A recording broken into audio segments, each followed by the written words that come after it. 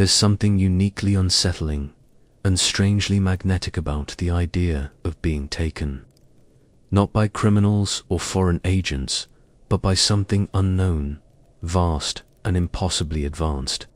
Across continents and generations, the phrase alien abduction conjures a shared imagery: paralyzing lights, missing time, unexplainable scars, and the persistent sense that something out there knows us intimately. These aren't just stories whispered by eccentrics in dimly lit diners or relegated to the final pages of tabloids. They persist across cultures and echo through history, finding footholds in modern psychology, folklore, and even courtrooms. Why? The appeal of convincing alien abduction stories lies not only in their strange details, but in how believable they feel, how they mirror real trauma, real memories, and real fear. The person recounting them often doesn't want attention. They want answers, and that desperation for understanding becomes infectious.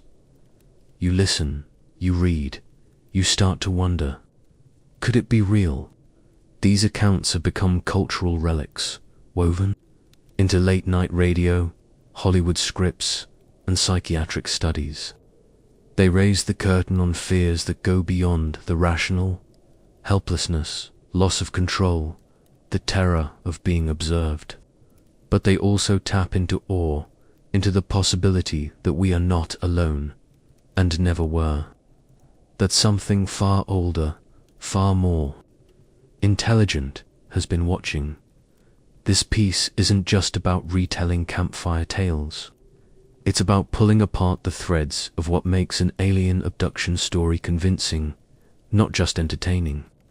Through historical accounts, psychological theory, and eerie, consistent patterns across cases, we'll ask the hardest question of all.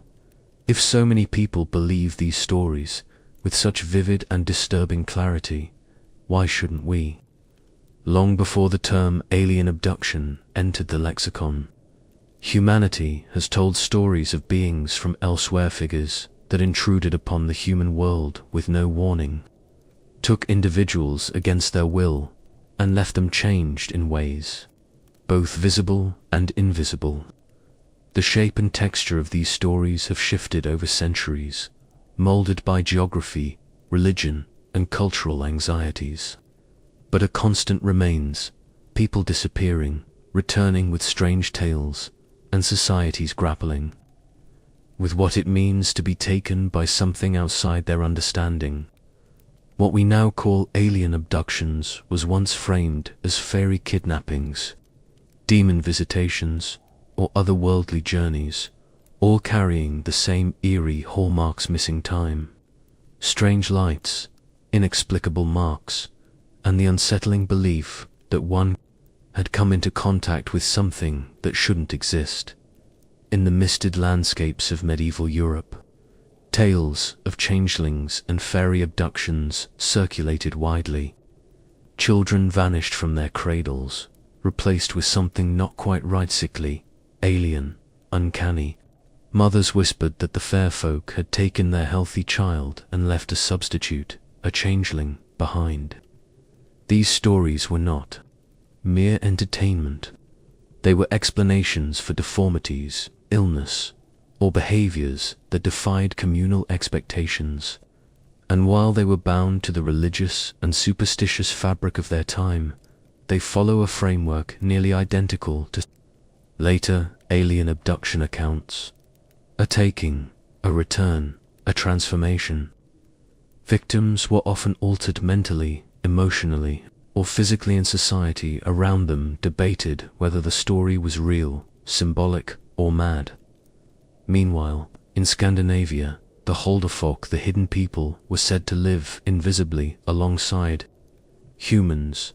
To encounter them could mean being lured away into their world for days or even years, returning with disorientation and fractured memories. In Celtic lore, the Sidhe, or fairy folk, were similarly powerful, mysterious beings capable of drawing mortals into a realm that defied time. The consequences of such encounters were often severe: loss of speech, permanent madness, or an inability to relate to one's own people upon return. The themes here are unmistakable: abduction, altered perception of time, psychological trauma, and estrangement upon return. These pre-modern accounts, though couched in the metaphors of their era, set a structural precedent for the abduction narratives that would flourish centuries later under the banner of extraterrestrial contact. Such parallels are not limited to the West. In early Japanese folklore, there are accounts of beings known as the Tengu mischievous, bird-like creatures who would kidnap children and travelers, sometimes returning them with tales of strange floating castles or flying chariots. Some would be found disoriented and unable to account for their time away, while others would speak of light in the sky and beings who floated without touching the earth. Among Australian Aboriginal peoples, the Wandjina spirits were believed to descend from the sky, characterized by large heads, big eyes, and the ability to take humans into the heavens. Similarly, in pre-Columbian Mesoamerican traditions, sky gods would descend in blazing chariots to take individuals for divine or mysterious purposes, ritualized abductions. Often painful and transformative, each culture's lens shaped the language. Of these events, where Christianity dominated, the abductions were interpreted as demonic visitations or divine tests. In animist or polytheist cultures, they were seen as interactions with nature, spirits, or ancestral beings. Regardless of form, these stories served two essential roles: to explain the unexplainable, and to warn about the dangers of straying too far from the safety of the community. But with the birth of the scientific revolution and later the Enlightenment, the supernatural began to lose its explanatory power. The old stories faded, but they did not vanish. Instead, they waited for a new language to revive them. That revival would come with the 20th century, in a world transformed by industry, electricity, and the widening horizon of the night sky. With the development of aviation, radar, and radio technology, the concept of above began to shift. The skies, once the domain of angels, now held machines. The stars, once distant fires, now seemed like potential destinations. The launch of Sputnik in 1957 and the dawn of the space race further reframed the collective imagination. We no longer looked down for danger from devils, monsters, or beasts we looked up.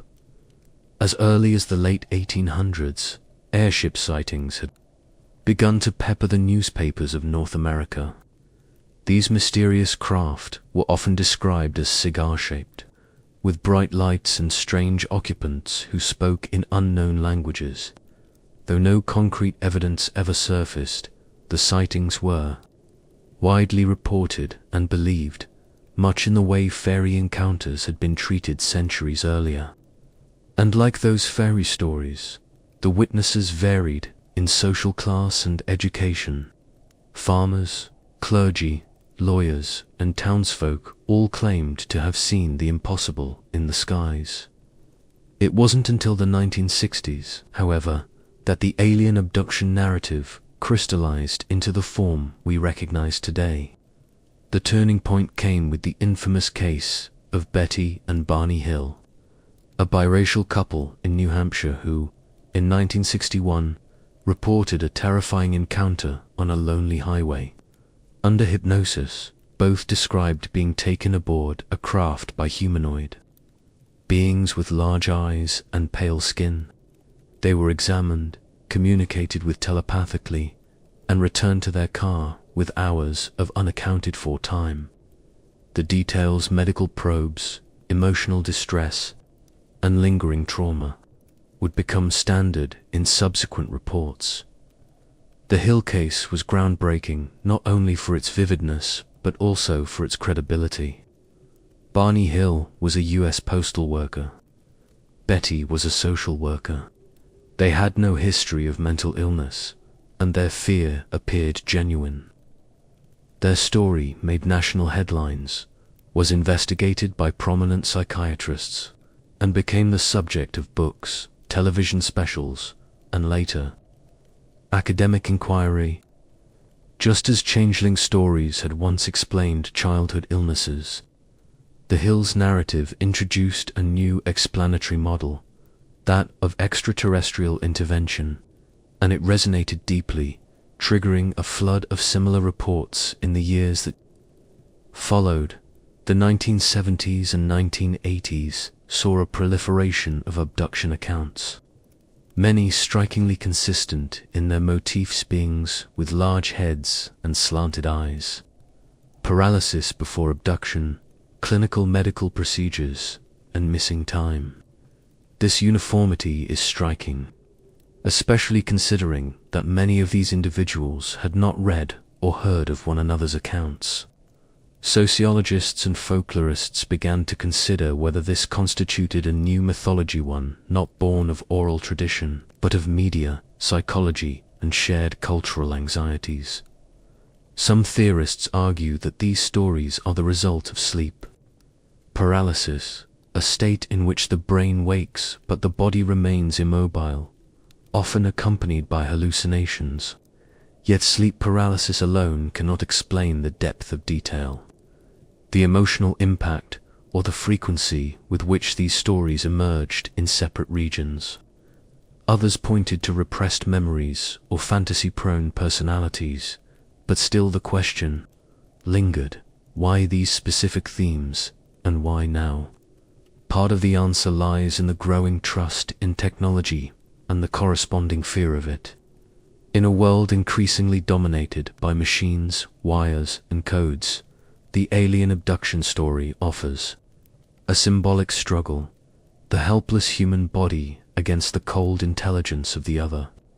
The beings described were not demonic or angelic, they were sterile, calculating, surgical. The clinical nature of the abductions mirrored rising public unease with medical institutions, government secrecy, and invasive surveillance. In this way, alien abductions became the new folktales not of forests and spirits, but of laboratories and starships. The influence of mass media cannot be ignored either. Films like Close Encounters of the Third Kind and E.T.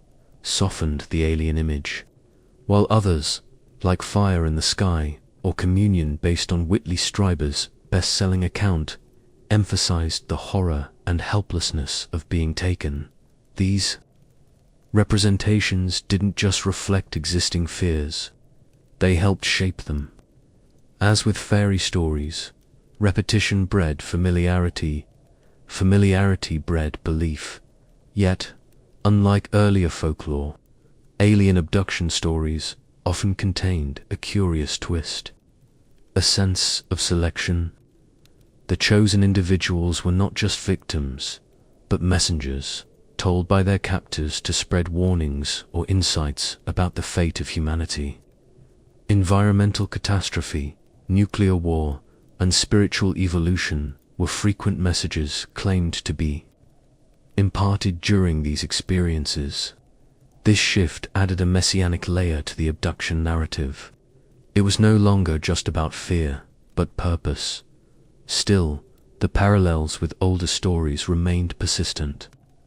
The sensation of floating through walls echoed fairy glamour. The bright beams of light mirrored the fairy rings or portals that signaled entrances to another realm. The transformation of the abductee, often emerging more sensitive, troubled, or alienated, mirrored the changeling child. Even the inability of others to believe the experiencer recast them as modern equivalents of the mad or touched villagers of earlier centuries. In essence, alien abduction stories are the new mythology layered over old scaffolding. They inherit the shape and symbolism of ancient tales while adapting to the technological anxieties and cosmic curiosity of the present. These narratives continue to evolve, feeding off new fears, new technologies, and new cultural touchstones, but at their heart, they remain deeply human stories about powerlessness, wonder, violation, and belief. As the modern language of alien abductions began to form in the mid-20th century, it found its defining voice in an unlikely pair, a working-class interracial couple from Portsmouth, New Hampshire. In a time marked by civil rights struggles, Cold War paranoia, and a burgeoning fascination with the skies, Betty and Barney Hill would become the focal point of one of the most controversial paranormal events in American history. Their story, widely regarded as the first thoroughly documented alien abduction case, did not just ripple through the fringe, it redefined the very structure of how abduction narratives would unfold for decades to come. It began on the night of September 19th, 1961. The Hills were returning home from a brief vacation in Montreal and Niagara Falls, driving their 1957 Chevrolet down a quiet stretch of Route 3 through the White Mountains. At around 10:30 p.m., just south of Lancaster, New Hampshire, Betty spotted a strange light in the sky. At first, she thought it was a shooting star, but it moved erratically, changing direction with impossible precision. Intrigued, they pulled over to get a closer look, using binoculars they had brought for sightseeing. Through them, Betty saw a craft with flashing multicolored lights, moving silently across the sky. Barney, more skeptical by nature, initially believed it to be a conventional aircraft, but as the object descended and began to follow their car, his doubt transformed into unease. At one point, Barney exited the vehicle with binoculars and approached the object. He would later describe seeing humanoid figures peering at him through the windows of a pancake-shaped craft, and he was suddenly overcome with an intense, paralyzing fear. He ran back to the car, shouting to Betty that they're going to capture us, and drove away at high speed. What happened next is perhaps the most disturbing and defining part of their experience. Missing time, the couple would later estimate that their journey should have taken them home by around 3 a.m. Instead, they arrived closer to 5 a.m., confused, disoriented, and unable to account for nearly 2 hours. Their watches had stopped working. Their clothing was strangely damaged. Barney's shoes were scuffed, and Betty's dress was torn at the zipper and hem, later discovered to be covered in a mysterious pink powder. The trunk of their car bore concentric circular marks that seemed to react strangely with a compass. Something had happened during those missing hours, something neither of them could remember clearly. In the days that followed, Betty began to experience vivid, unsettling dreams. In them, she and Barney were taken aboard a spacecraft, separated and subjected to medical examinations by small, grey-skinned beings with large eyes and bald heads. The beings spoke to her in English, albeit with a strange accent, and one claimed to be from the reticulum. These dreams, recurring over several nights, felt more like memories than imagination. Barney, meanwhile, suffered from growing anxiety, insomnia, and psychosomatic symptoms, including developing ulcers and an overwhelming sense of dread when approaching certain areas of New Hampshire. The couple, seeking answers, eventually contacted the National Investigations Committee on Aerial Phenomena, NICAP, one of the leading civilian UFO research organizations of the time. NICAP investigators conducted interviews and noted the sincerity and consistency of the Hills' testimonies. But it was not until they were referred to psychiatrist Dr. Benjamin Simon in 1964 that the deeper layers of their experience began to unfold. Dr. Simon, a respected Boston psychiatrist with experience treating trauma in World War II veterans, approached the case with skepticism. His intention was to uncover psychological explanations for their distress, not to validate extraterrestrial encounters. Over the course of several months, he conducted separate hypnosis sessions with both Betty and Barney, attempting to uncover the lost hours of their journey through age regression techniques. What emerged from those sessions would become the cornerstone of modern abduction lore. Under hypnosis, Barney described being taken aboard the craft by small, non-human beings. He recalled being immobilized, undressed, and examined in a clinical, emotionless manner. Instruments were inserted into his body, and the beings seemed to take particular interest in his genitals and skin. Betty, hypnotized separately, gave similar accounts, describing her captors as small and humanoid with disproportionately large heads and slanted eyes. She recounted a series of medical procedures, including having a long needle inserted into her navel and samples taken from her skin and hair. She also remembered asking one of the beings where they were from and being shown a star map with trade routes and destinations, later famously referred to as the Zeta Reticuli map. What made these hypnotic regressions so powerful was not just their content, but their emotional tone. Both Betty and Barney exhibited genuine fear, physical tension, and emotional distress during the sessions. Barney, in particular, was visibly shaken, sometimes sobbing or screaming mid-session. Dr. Simon, while remaining cautious, concluded that the couple was not fabricating the story. He suggested the experiences may have been a vivid shared hallucination or the result of psychological projection, but he never claimed they were lying. Their story was first made public through a series of articles in Boston Traveler in 1965, followed by a book, The Interrupted Journey by John G. Fuller, published in 1966.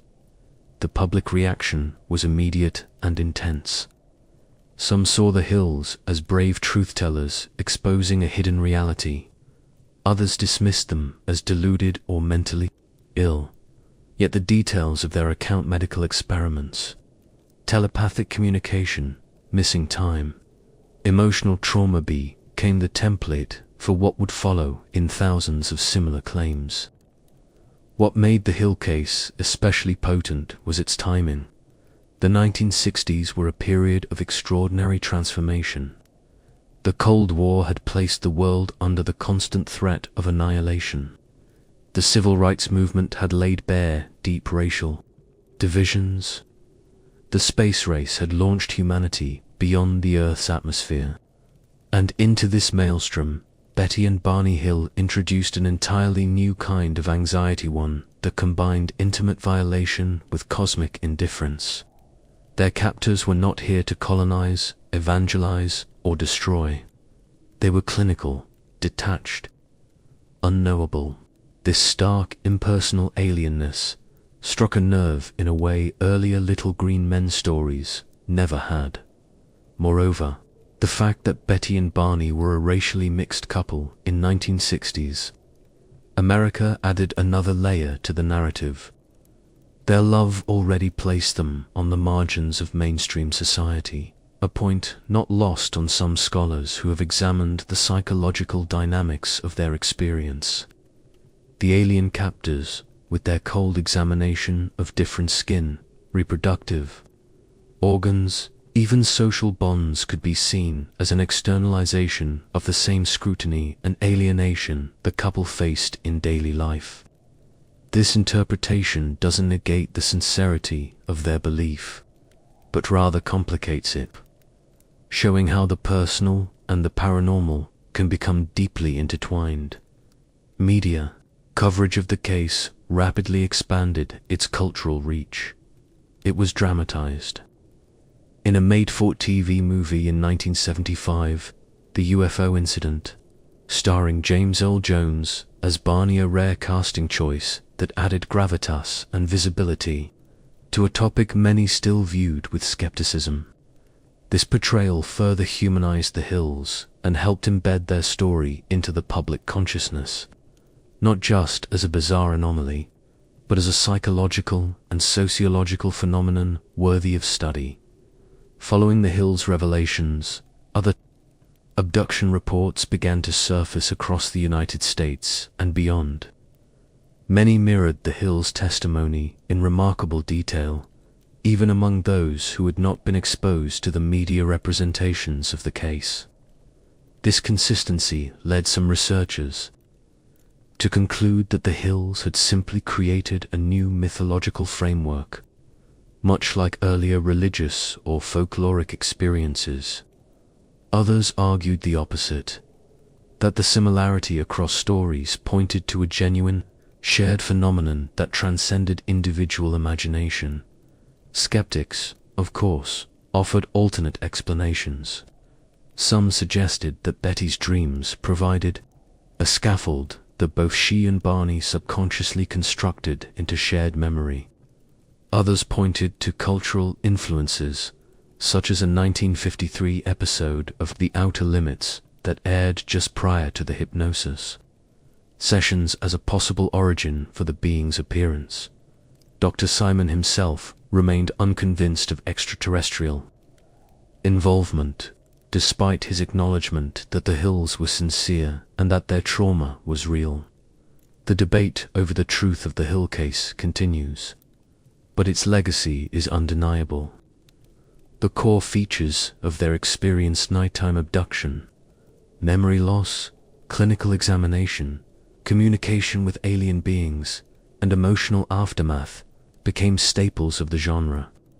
Later, abductees like Travis Walton, Whitley Strieber, and others would echo these motifs, sometimes adding their own variations, but rarely straying far from the foundational narrative laid by the Hills.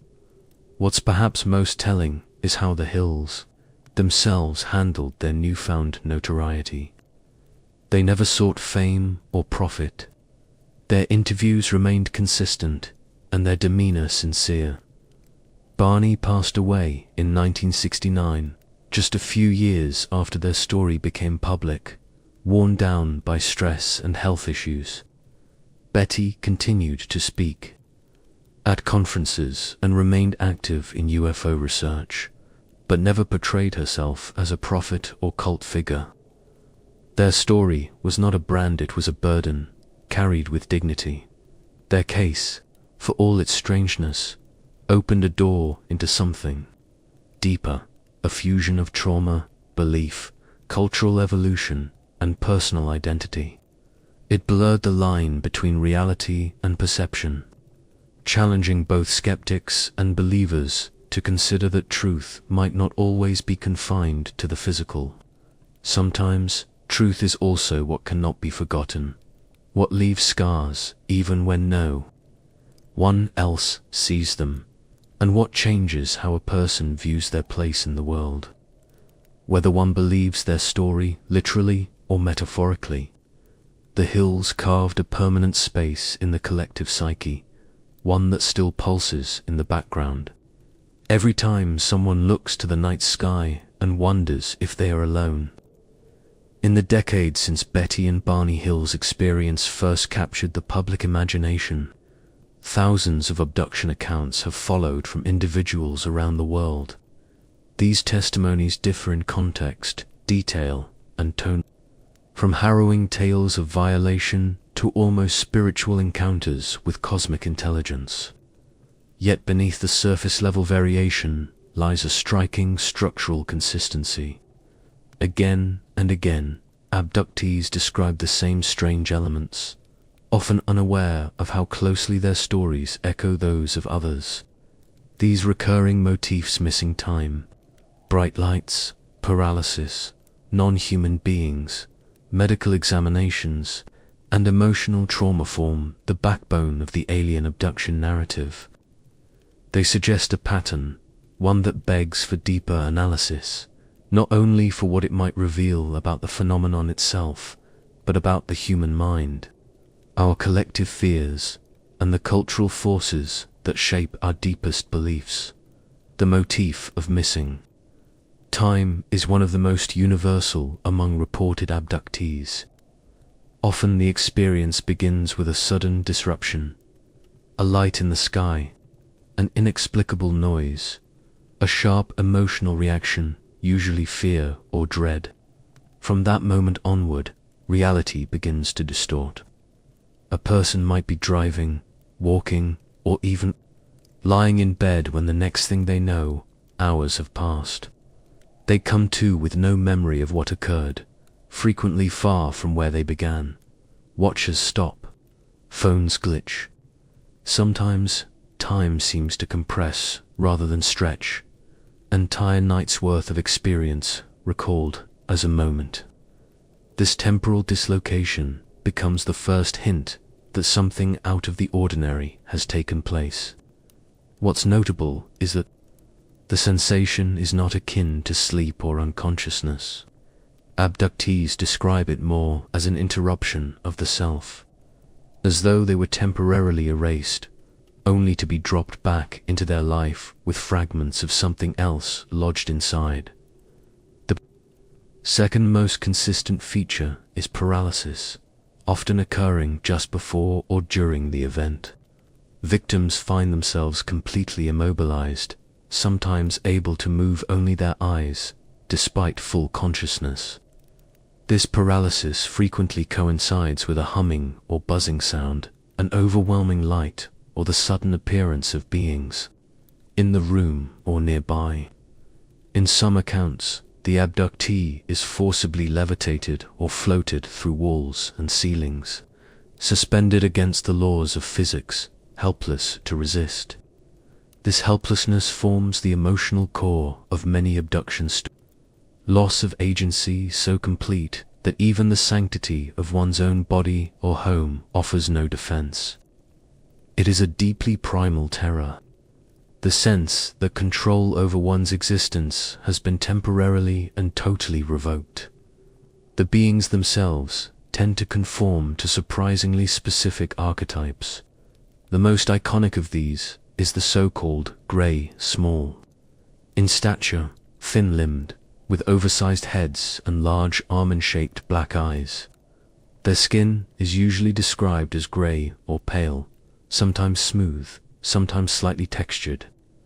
They rarely speak aloud, but are often reported as communicating telepathically, transmitting thoughts, instructions, or feelings directly into the minds of their subjects.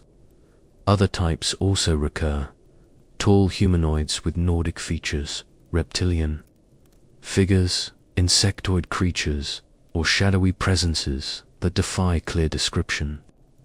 Still, the greys dominate the narrative landscape.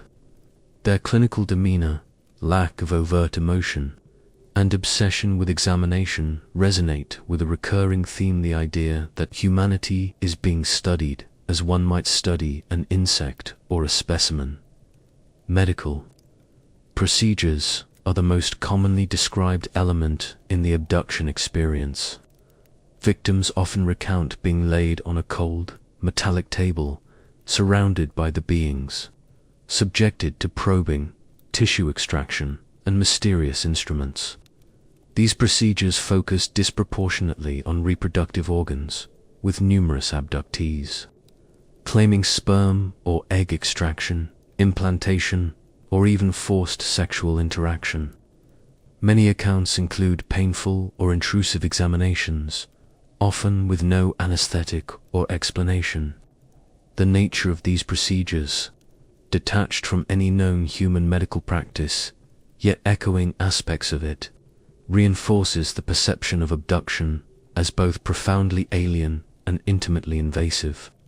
For some, the experience feels like scientific research devoid of compassion. For others, it carries an almost ritualistic weight, as if participating in a process too vast or foreign to understand. Implants are another recurring feature.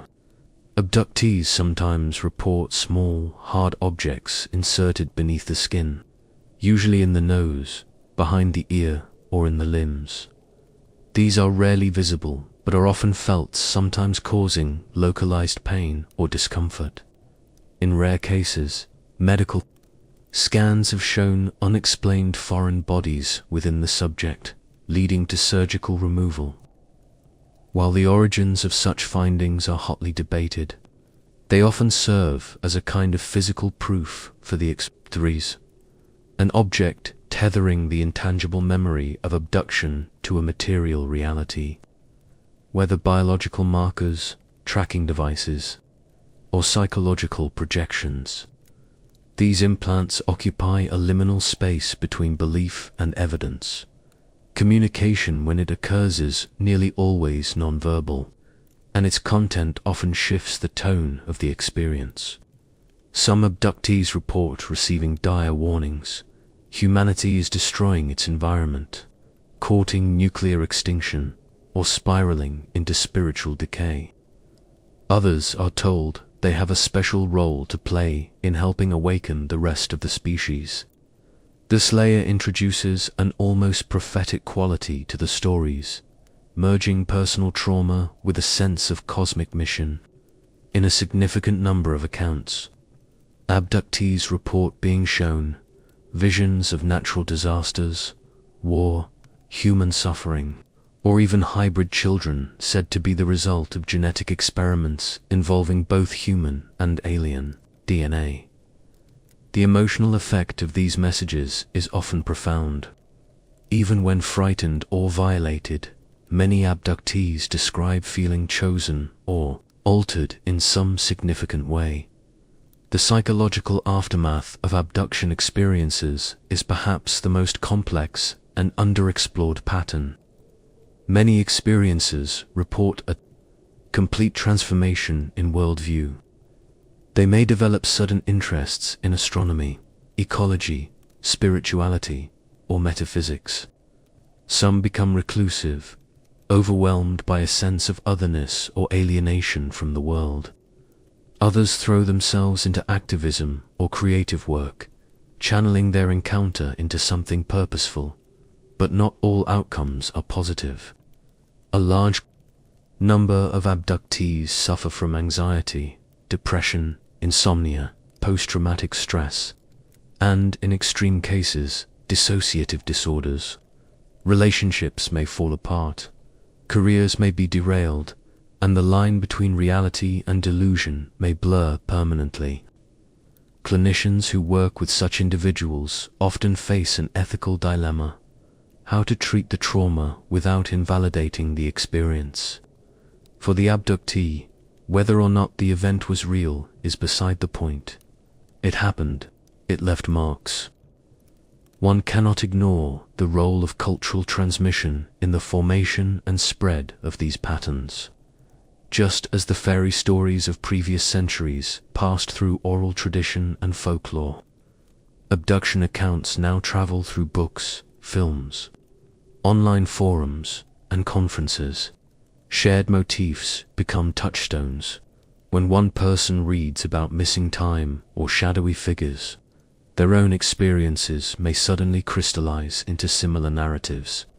This does not necessarily imply deception or imitation. Rather, it reflects the power of suggestion and the human brain's need to structure the unexplainable into familiar shapes. The abduction story offers a container for chaos, a framework for memory fragments, dreams, or traumatic sensations that might otherwise remain unspeakable. But even this explanation leaves unresolved the question of why these patterns are so specific. Why the focus on reproduction? Why the sensation of being observed? Why the facelessness of the grays? Some researchers argue these themes are metaphors: abduction as a dramatization of birth trauma, surgical fear, or sexual violation. Others point to the collective unconscious, suggesting that alien figures tap into archetypes buried deep in the human psyche: the watcher, the stranger, the experimenter. Carl Jung himself wrote about UFOs as manifestations of modern mythology. of the unknown self projected into the sky. Under this lens, the recurring elements of abduction are not copies, but expressions of shared inner truths, filtered through the particular anxieties of the 20th and 21st centuries. This interplay between inner life and external narrative raises questions about the boundaries of memory and identity. Many abductees describe fragmented recollections, flashes of a table, a face, a sensation of cold. These fragments often feel more vivid than ordinary memories, yet they resist integration into a coherent timeline.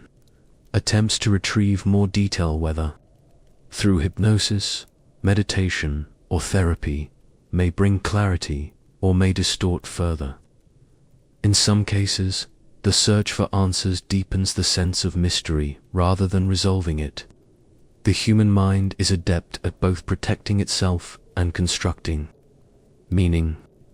The abduction narrative may be a kind of psychological artifact, shaped by both trauma and the need to explain it.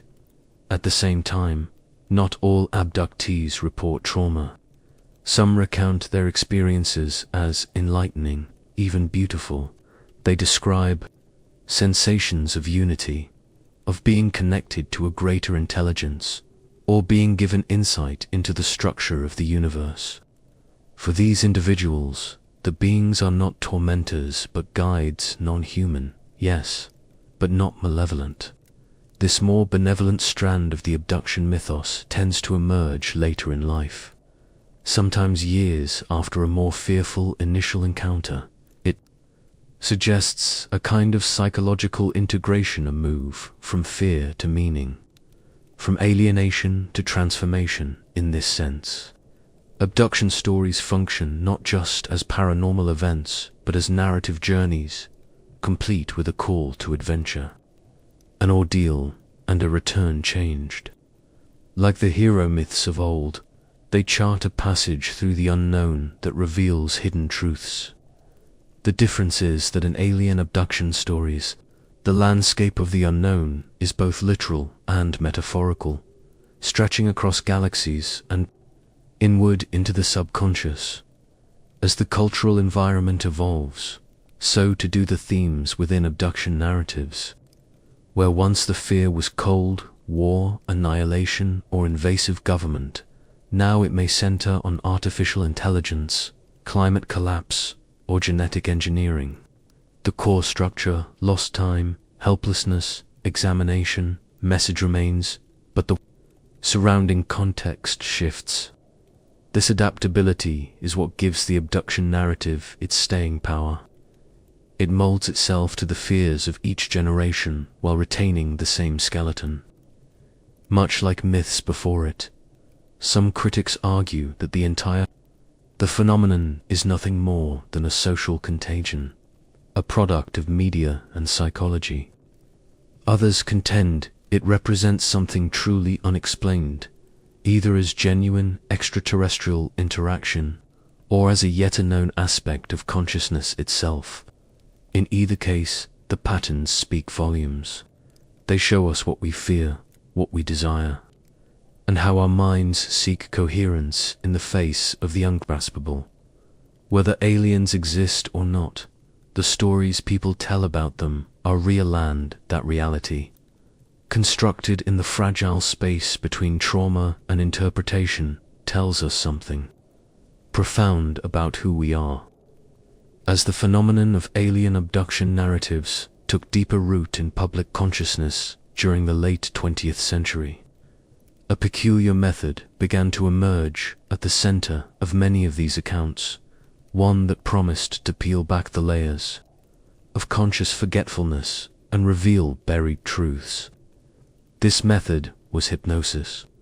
While often associated with theatrical stage performances or therapeutic treatment for habits like smoking or anxiety, hypnosis took on a distinctly more controversial dimension when employed to recover supposed memories of extraterrestrial encounters. It was through this lens that individuals claiming abduction experiences came to believe that what was once lost to waking memory could be recovered in startling, often traumatic detail.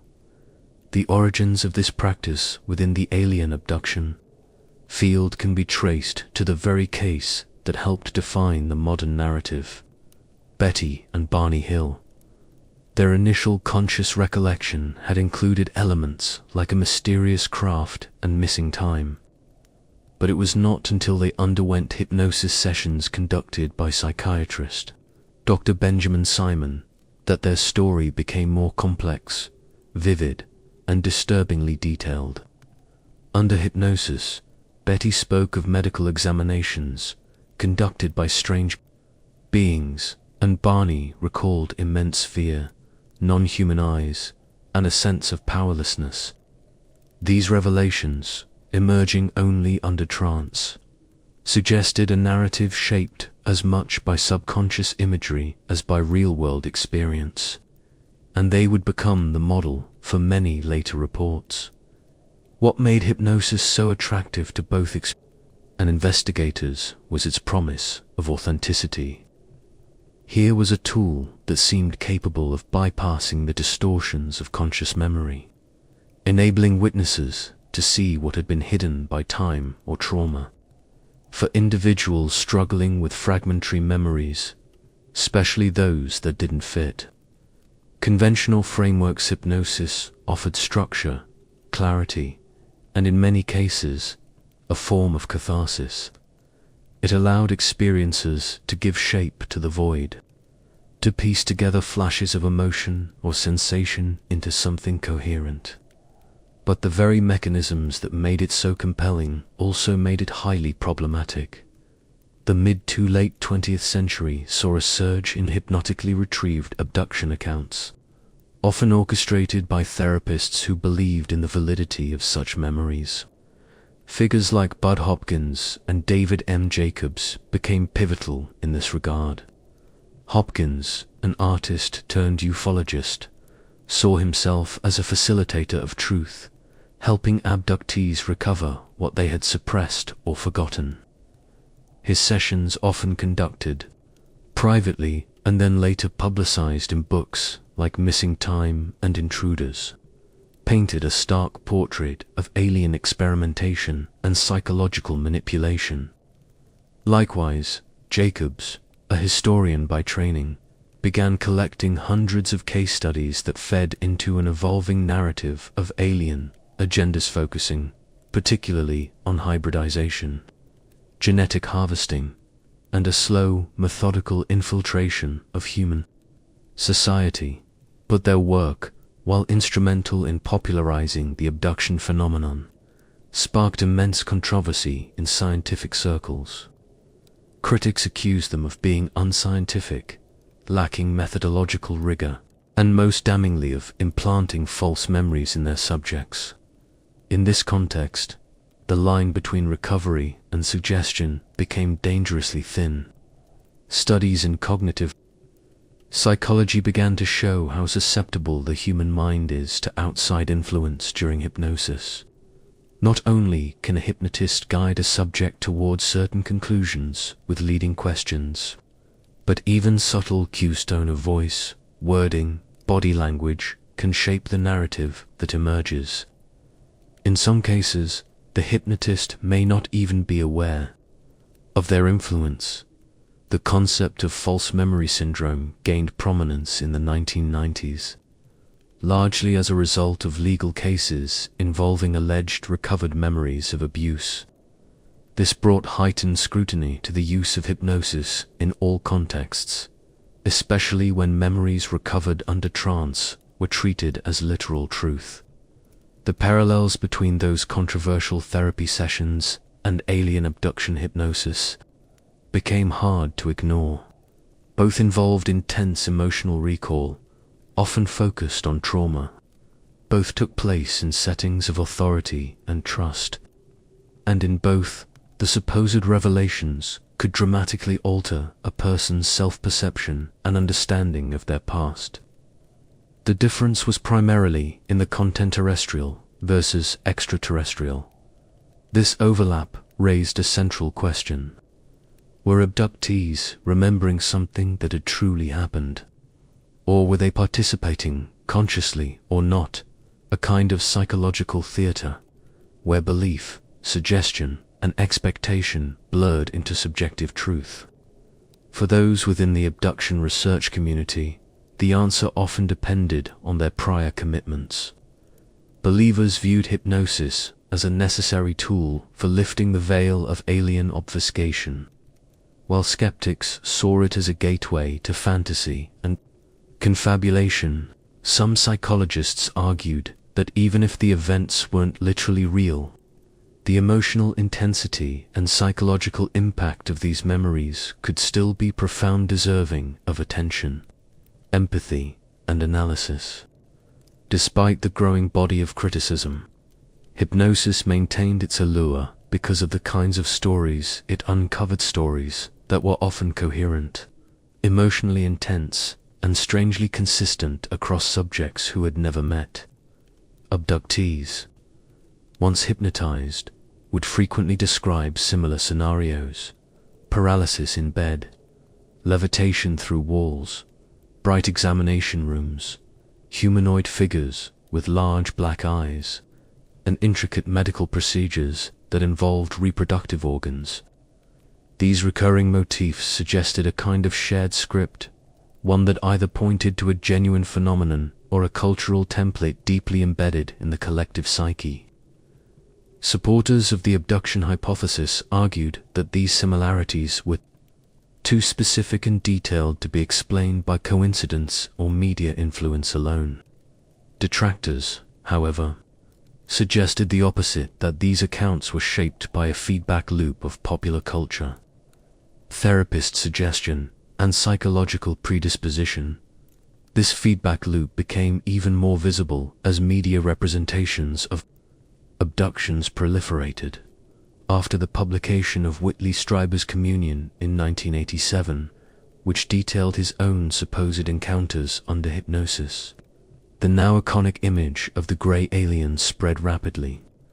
It appeared in television shows, films, and tabloids, influencing not just public perception, but possibly the subconscious of future abductees. As hypnosis sessions continued, more and more individuals began to describe these same beings, thin-limbed creatures with emotionless faces and probing hands. The psychological implications were significant. If the human imagination is guided by archetypes and familiar images, could these beings represent a modern evolution of older myths, now filtered through the lens of science fiction? Research into memory formation has shown that recall is not a passive process, but an active reconstruction. The brain does not retrieve events like a recording. Instead, it rebuilds them, often filling in gaps with assumptions, associations, or borrowed imagery. Under hypnosis, this reconstructive tendency may be amplified.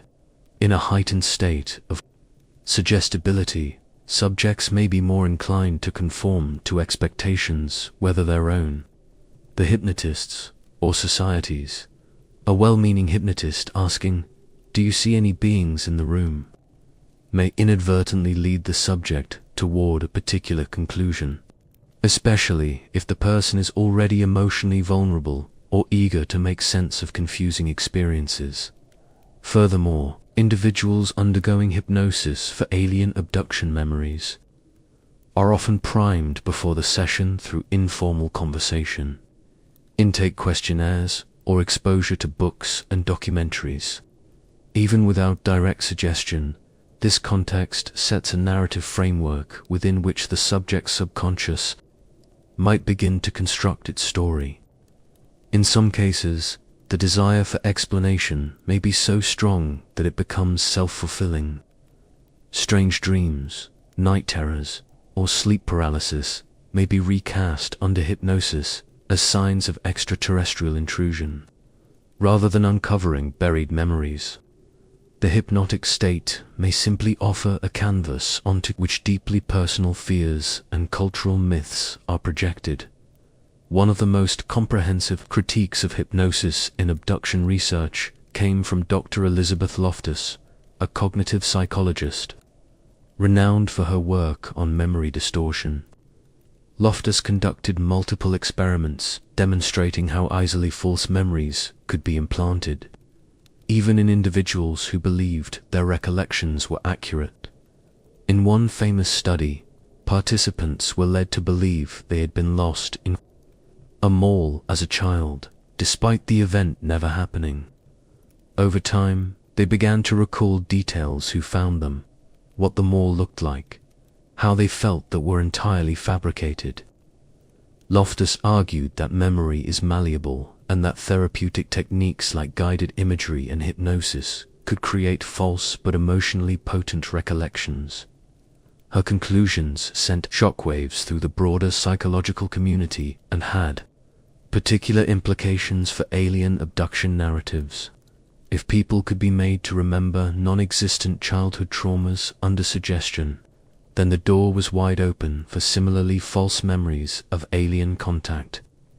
This didn't mean that all such memories were untrue, but it did mean that their evidentiary value was compromised. Without independent corroborations such as physical marks, witness testimony, or radar data, hypnotically retrieved memories could not be taken as proof of actual events. And yet, for many abductees, these memories felt undeniably real. They cried during sessions, relived pain and fear, and in some cases developed lasting phobias or personality changes. This raises a deeper, more complex issue. Does the emotional truth of an experience validate it, even if the details are questionable? Some researchers have suggested that the abduction phenomenon operates more as a psychological reality than a physical one, similar to religious visions, shamanic journeys, or past life regressions. In this view, hypnosis is not uncovering historical truth, but facilitating an encounter with a different layer of consciousness. The debate remains deeply polarized. On one end are experiencers and researchers who insist that hypnosis has revealed genuine memories of contact with non-human intelligences. On the other are psychologists and skeptics who see the same narratives as products of suggestion, fantasy proneness, or dissociation. Caught in the middle are the individuals themselves, those who, through hypnosis, have accessed memories that changed their lives, sometimes for better, sometimes for worse.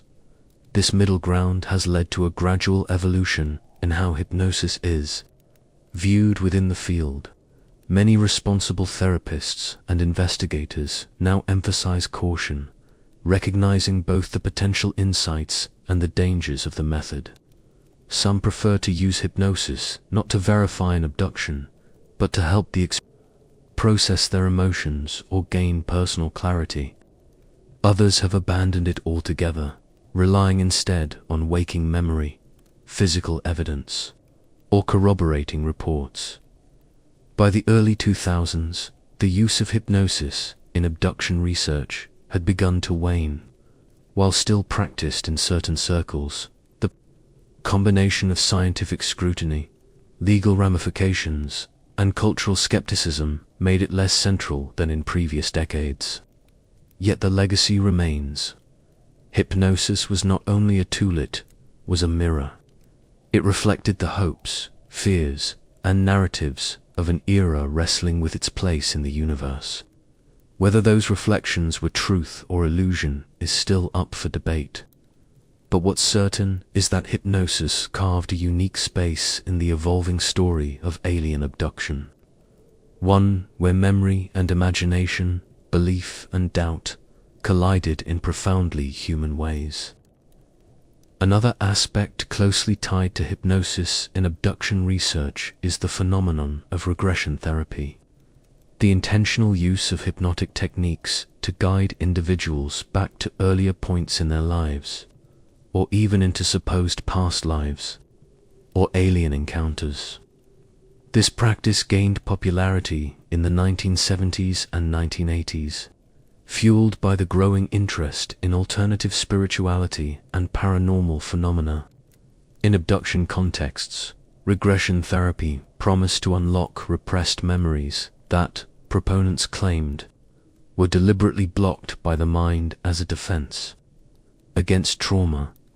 The therapeutic rationale was that if an abduction experience was traumatic enough, the conscious mind might bury it to protect the individual's sanity. Hypnosis would then be the key to retrieving these memories, allowing for healing and integration. However, critics warned that this process risked implanting fabricated memories instead of uncovering real ones. The mind's natural tendency to confabulate in the face of gaps in memory, combined with the patient's desire for answers, created a fertile ground for false recollections to flourish. Moreover, the cultural environment surrounding abduction claims often reinforced certain expectations. Popular books, movies, and even UFO conferences shared common narratives and imagery that could influence what was remembered under hypnosis. The lines between genuine memory, fantasy, and cultural mythology blurred. Some researchers argue this shows not just the power of suggestion, but also the human need for narrative coherence in moments of uncertainty. A fragmented or disturbing experience such as sleep paralysis, psychological breakdown, or a vivid nightmare might be reshaped into an alien abduction story because it fits into a culturally available schema. Sleep paralysis, in particular, is an often overlooked phenomenon that intersects significantly with hypnosis and abduction claims. During sleep paralysis, individuals awaken but find themselves unable to move or speak, often accompanied by terrifying hallucinations of a presence in the room. This experience can be so vivid and frightening that it feels indistinguishable from reality. Some abductees, when hypnotized, recall episodes closely resembling sleep paralysis, complete with sensations of pressure on the chest and shadowy figures. Hypnosis may then amplify these memories into full-fledged abduction narratives, transforming what was once a neurological anomaly into a cosmic drama. This intersection between physiology, psychology, and culture complicates the question of what hypnosis actually retrieves. Is it revealing buried memories of a physical event, or is it unlocking a constructed narrative, one shaped by subconscious fears, cultural imagery, and personal trauma? The answer may not be clear-cut. For many abductees, the truth of their experience lies less in external validation and more in the personal meaning they derive from it. From a clinical perspective, this ambiguity poses challenges. How should therapists address abduction memories that emerge under hypnosis? Approaches vary widely. Some adopt a neutral, non-judgmental stance, focusing on the emotional impact rather than the factual accuracy. Others aim to help clients differentiate between literal truth and metaphorical meaning, encouraging a focus on healing rather than verification. Increasingly, mental health professionals emphasize the importance of grounding therapy in compassion and respect, regardless of the content of the memories. It is also important to consider the social dimension. Hypnosis sessions and abduction memories do not occur in isolation. Abductees often join communities of like-minded individuals, sharing experiences and mutual support. These communities can validate memories, offer explanations, and provide a sense of belonging that may be missing elsewhere. Within such groups, hypnosis becomes not just a tool of individual therapy, but a ritual of collective meaning-making, reinforcing shared beliefs and narratives. In this way, hypnosis functions as both a psychological mechanism and a cultural practice, It mediates between inner experience and outer expression, allowing individuals to articulate the ineffable in a way that feels real and significant. The vividness and emotional intensity of hypnotically retrieved memories grant them a kind of authority, shaping personal identity and community belonging. Despite ongoing debates, hypnosis remains an indelible part of the alien abduction story. It was through hypnotic regression that the genre's key motifs, the clinical examination, telepathic communication, missing time, and alien anatomy, became widely known. Whether viewed as a doorway to hidden truths or a mirror reflecting our fears and desires, hypnosis has shaped the way we understand, interpret, and experience alleged alien encounters. In the end, the role of hypnosis in abduction claims highlights a fundamental tension in human cognition, between the desire to uncover objective reality and the equally powerful need to create meaningful narratives from the fragments of memory and emotion. Hypnosis reveals how fluid and fragile that boundary can be, especially when the stories involved touch on the deepest fears of intrusion, helplessness, and the unknown. The human mind and body are intricate systems shaped by millions of years of evolution, yet they remain vulnerable to illusions, distortions, and extraordinary states of consciousness. For many who have reported alien abduction experiences, science has sought explanations grounded not in extraterrestrial visitation, but within the complexities of psychological and neurological processes. By examining phenomena such as sleep paralysis, hallucinations, dissociative states, and certain neurological disorders, researchers propose that these experiences may be understood as manifestations of the brain's response to stress, trauma, or internal anomalies rather than literal encounters with beings from other worlds. One of the most extensively studied scientific explanations for abduction experiences is sleep paralysis. This phenomenon occurs during the transition between wakefulness and sleep, when the brain is caught between two states. Normally, during REM, rapid eye movement sleep, the body undergoes a form of paralysis that prevents us from physically acting out our dreams. In sleep paralysis, this paralysis persists into waking consciousness, leaving the individual awake but unable to move or speak.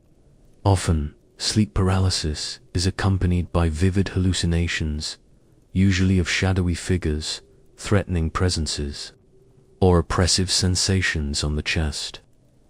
These hallucinations can be terrifying and intensely realistic, sometimes involving sensations of touch, pressure, or even levitation. The phenomenology of sleep paralysis strikingly mirrors many reported features of alien abduction.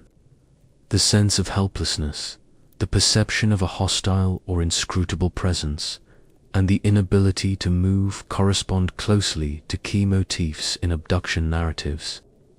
For instance, many abductees describe waking unable to move while an alien being stands beside their bed, sometimes even physically restraining or experimenting on them. Scientific investigations have shown that these experiences are not rare. Studies suggest that as many as 8% of the general population have had at least one episode of sleep paralysis, while the figure is much higher, up to 30%. Groups subjected to stress or irregular sleep schedules. Cross-cultural studies reveal that sleep paralysis has been interpreted in diverse ways depending on the cultural context. In some societies, it is attributed to witchcraft, demons, or ancestral spirits. In modern Western contexts, especially since the 1960s, it has increasingly been framed through the lens of UFOs and alien encounters. The convergence of a universal neurophysiological phenomenon with specific cultural symbols helps explain why sleep paralysis can serve as a wellspring for abduction experiences. without requiring the literal presence of extraterrestrials. Beyond sleep paralysis, hallucinations more generally provide another window into the neuropsychology of abductions. Hallucinations can occur in a range of neurological or psychiatric conditions, from schizophrenia to sensory deprivation, and even among healthy individuals undergoing extreme stress, fatigue, or trauma. They involve perceptions, visual, auditory, tactile, or olfactory, that lack external stimuli, but feel subjectively real. In the context of abduction claims, hallucinations may explain the vivid sensory experiences reported by witnesses. The sight of strange beings, the feel of cold metal, tables, the sounds of buzzing or humming. Modern brain imaging has demonstrated that hallucinations are linked to activity in the sensory processing areas of the brain, sometimes triggered by dysfunction in the thalamus or frontal cortex. For example, individuals deprived of sensory input may begin to generate internal images or sounds to compensate for the lack of external stimulation. This could explain reports of bright lights, pulsing machinery, or whispered voices often described in abduction narratives. The brain's propensity to create meaning from ambiguity, known as pareidolia, lead to the interpretation of vague sensory input as specific figures or events. Closely related is the concept of dissociation, a psychological defense mechanism that allows individuals to compartmentalize distressing experiences, memories, or emotions to preserve psychological functioning. Dissociative states can range from mild daydreaming to severe dissociative identity disorder. They often arise after trauma, including childhood abuse or severe stress. Many abductees report symptoms consistent with dissociation, memory gaps, feelings of unreality, emotional numbing, and difficulty integrating their experiences into their overall life narrative. From a clinical perspective, the alien abduction experience can be understood as a dissociative episode triggered by extreme psychological stress. In this view, the mind fabricates a narrative often shaped by cultural influences to make sense of otherwise overwhelming emotional states or traumatic memories. The abduction story becomes a metaphor for violation, helplessness, or loss of control. For example, some researchers have noted correlations between reported abduction experiences and histories of childhood sexual abuse, where the alien encounter serves as a symbolic displacement or dissociated memory of past trauma. Neurological disorders also offer insights into abduction phenomena. Temporal lobe epilepsy, TLE, is one such condition, characterized by seizures originating in the temporal lobe, a brain region involved in memory, emotion, and sensory processing. Individuals with TLE sometimes experience aura pre-seizure sensations that can include vivid hallucinations, intense emotions, or feelings of being watched or controlled. These auras can mimic the sensations reported in abduction claims, such as out-of-body experiences, encounters with strange beings, or overwhelming fear. Studies have found that some self-identified abductees exhibit higher than average prevalence of TLE or similar neurological abnormalities. This correlation suggests that neurological dysfunction might predispose certain individuals to experience altered states of consciousness that are later interpreted as alien contact.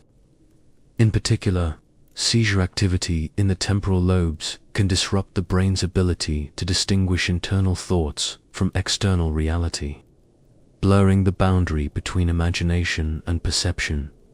In addition to TLE, migraine auras and other transient neurological disturbances have been implicated. Migraines can produce complex visual and sensory distortions, including flashing lights, geometric patterns, and even transient paralysis.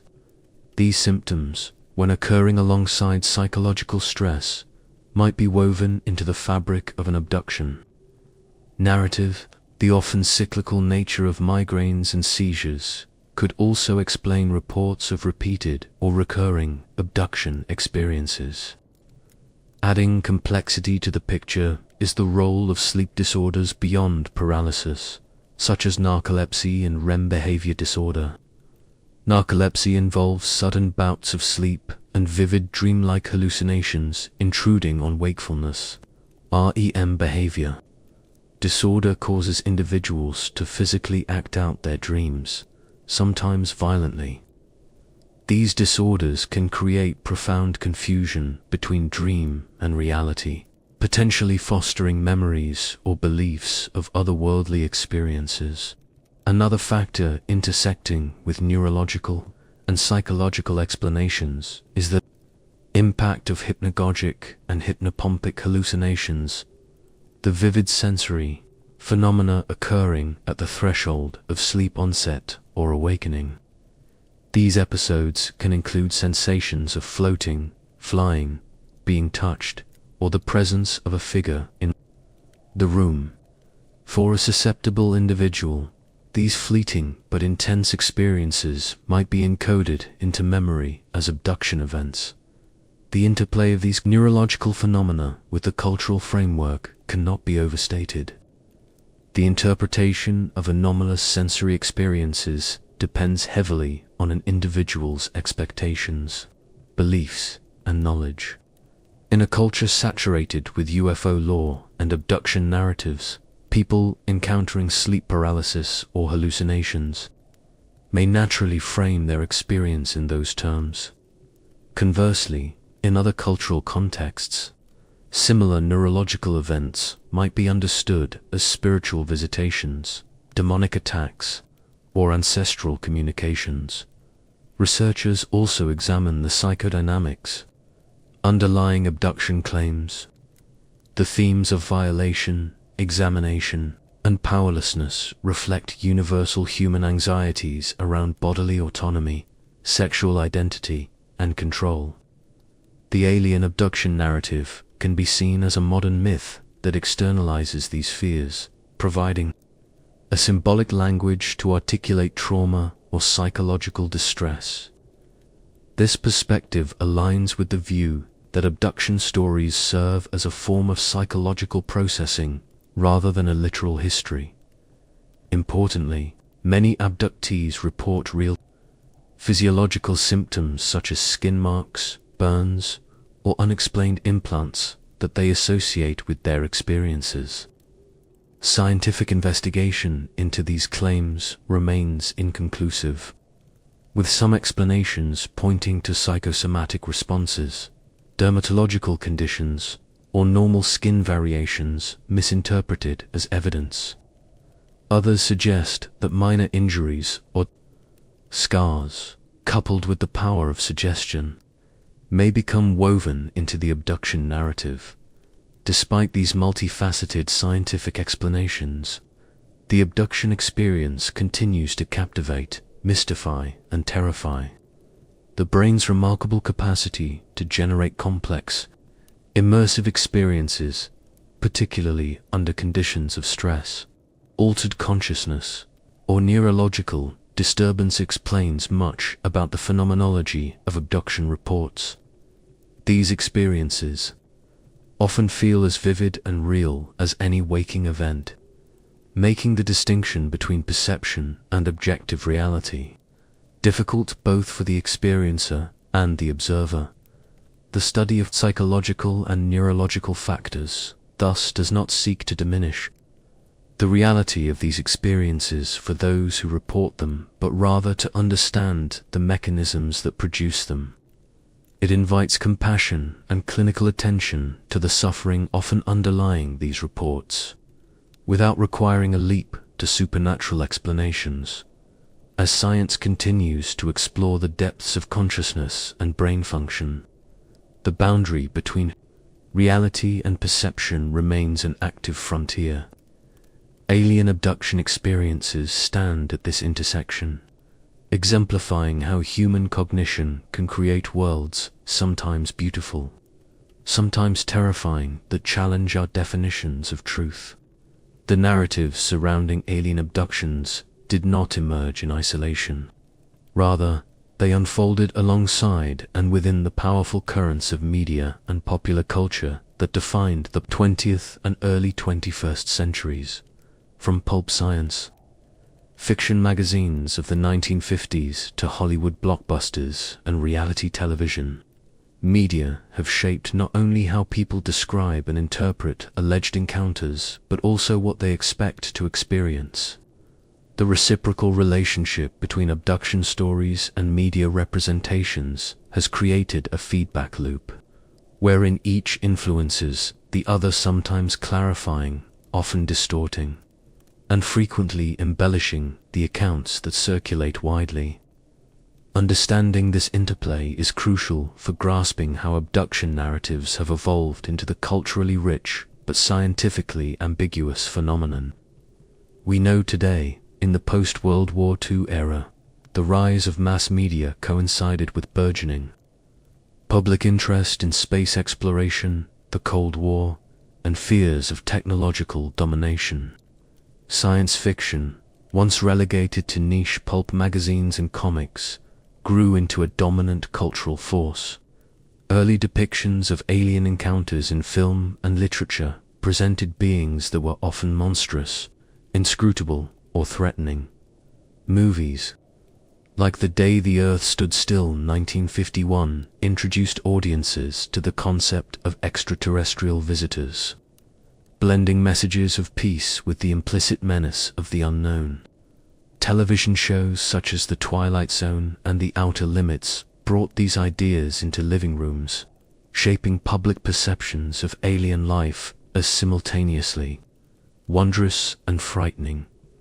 This fertile ground laid the foundation for more specific abduction imagery to take hold.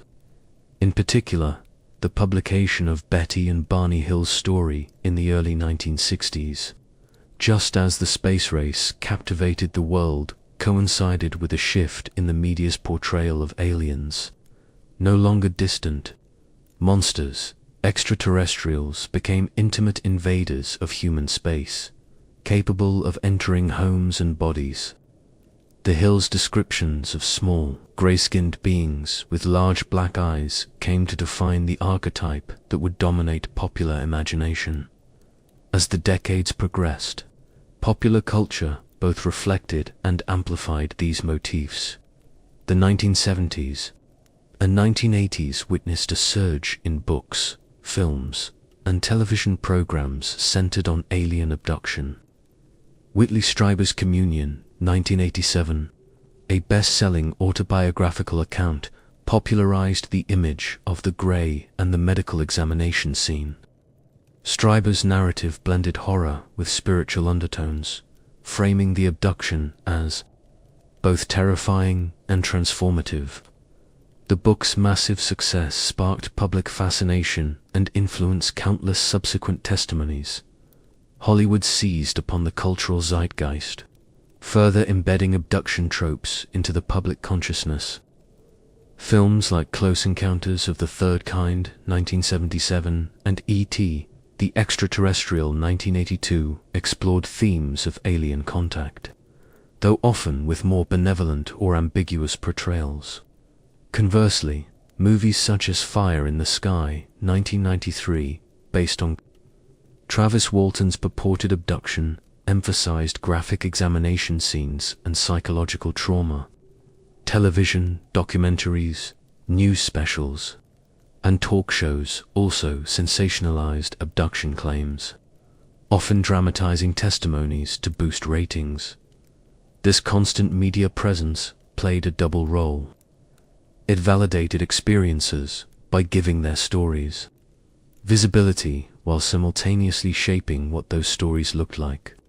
The striking visual motifs, metallic spacecraft interiors, advanced medical instruments, telepathic communication, and shadowy humanoids became standardized elements in the collective imagination, People exposed to these images and narratives might unconsciously incorporate them into their own memories or dreams, a process sometimes referred to as cultural scripting.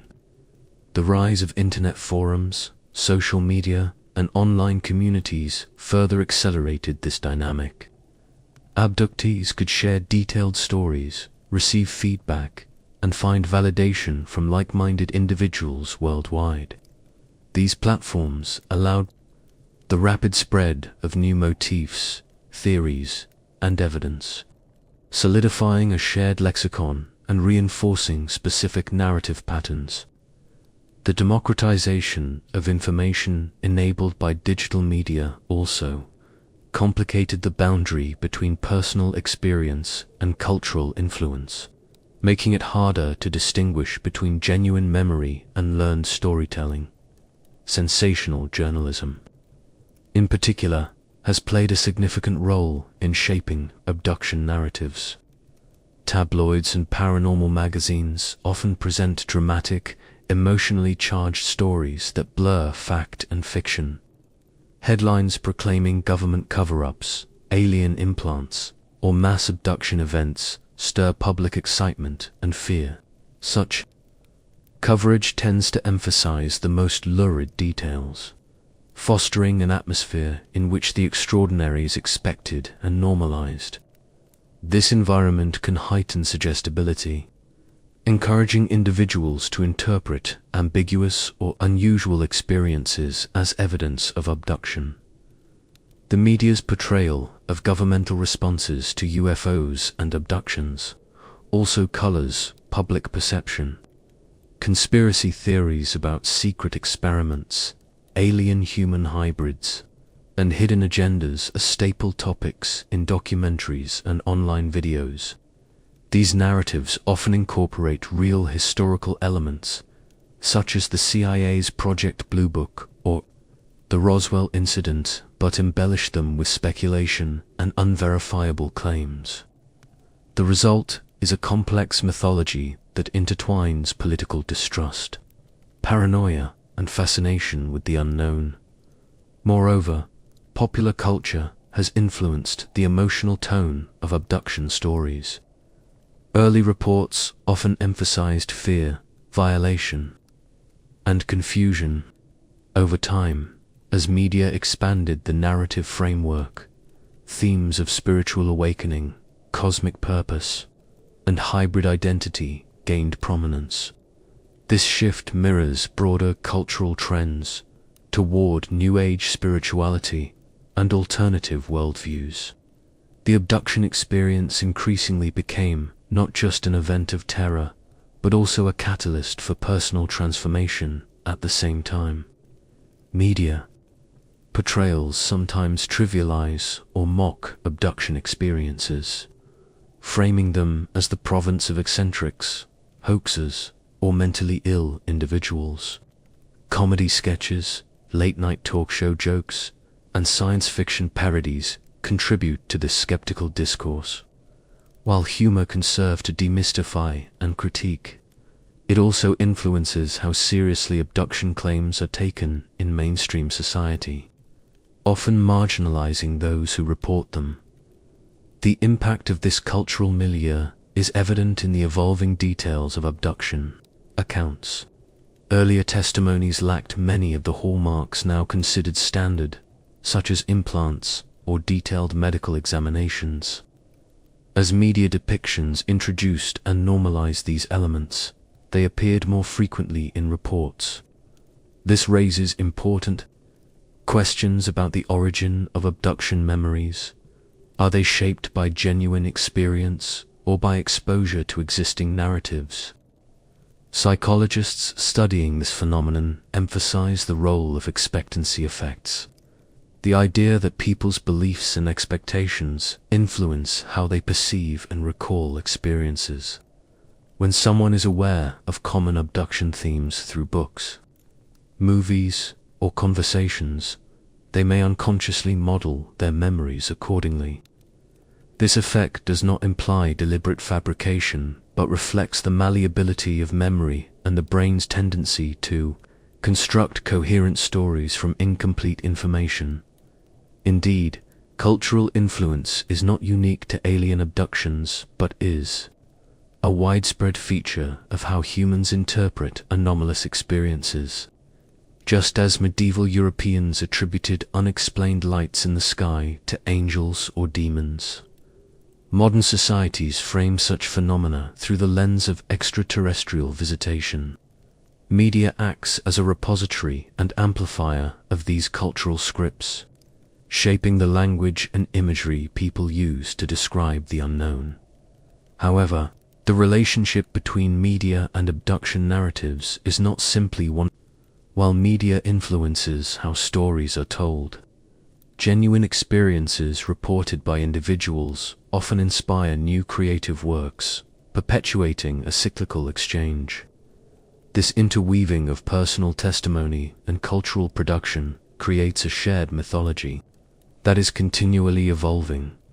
Importantly, media influence also affects how society at large responds to abduction claims. Sensational stories can provoke fear, ridicule, or fascination, shaping public discourse and policy. Governments and institutions have sometimes responded with skepticism or outright denial, partly influenced by the cultural framing of UFOs and abductions as fringe phenomena. Conversely, media coverage has occasionally pressured officials to investigate or release information, as seen with recent government disclosures about unidentified aerial phenomena. The cultural saturation of abduction imagery can also impact the individuals who report these experiences. Exposure to detailed narratives may help them find language to articulate their feelings or memories. Conversely, it can create pressure to conform to prevailing motifs, limiting the diversity of experiences that receive validation or attention. This dynamic underscores the complex interaction between individual psychology and collective culture. In summary, media and popular culture have played an indispensable role in shaping the form and content of alien abduction stories. Through literature, film, television, sensational journalism, and digital platforms, they have embedded specific images, scenarios, and emotional tones into public consciousness. This cultural framing influences not only how abduction experiences are reported and remembered, but also how they are received by society. The result is a rich but complicated tapestry of narrative threads, some rooted in personal experience, others woven from the fabric of collective imagination. This ongoing dialogue between media and experiencers ensures that abduction stories remain a living, adaptive phenomenon as technology, culture, and public attitudes continue to evolve. So too will the ways in which these stories are told and understood, reflecting the shifting landscapes of fear, hope, and wonder that define the human condition.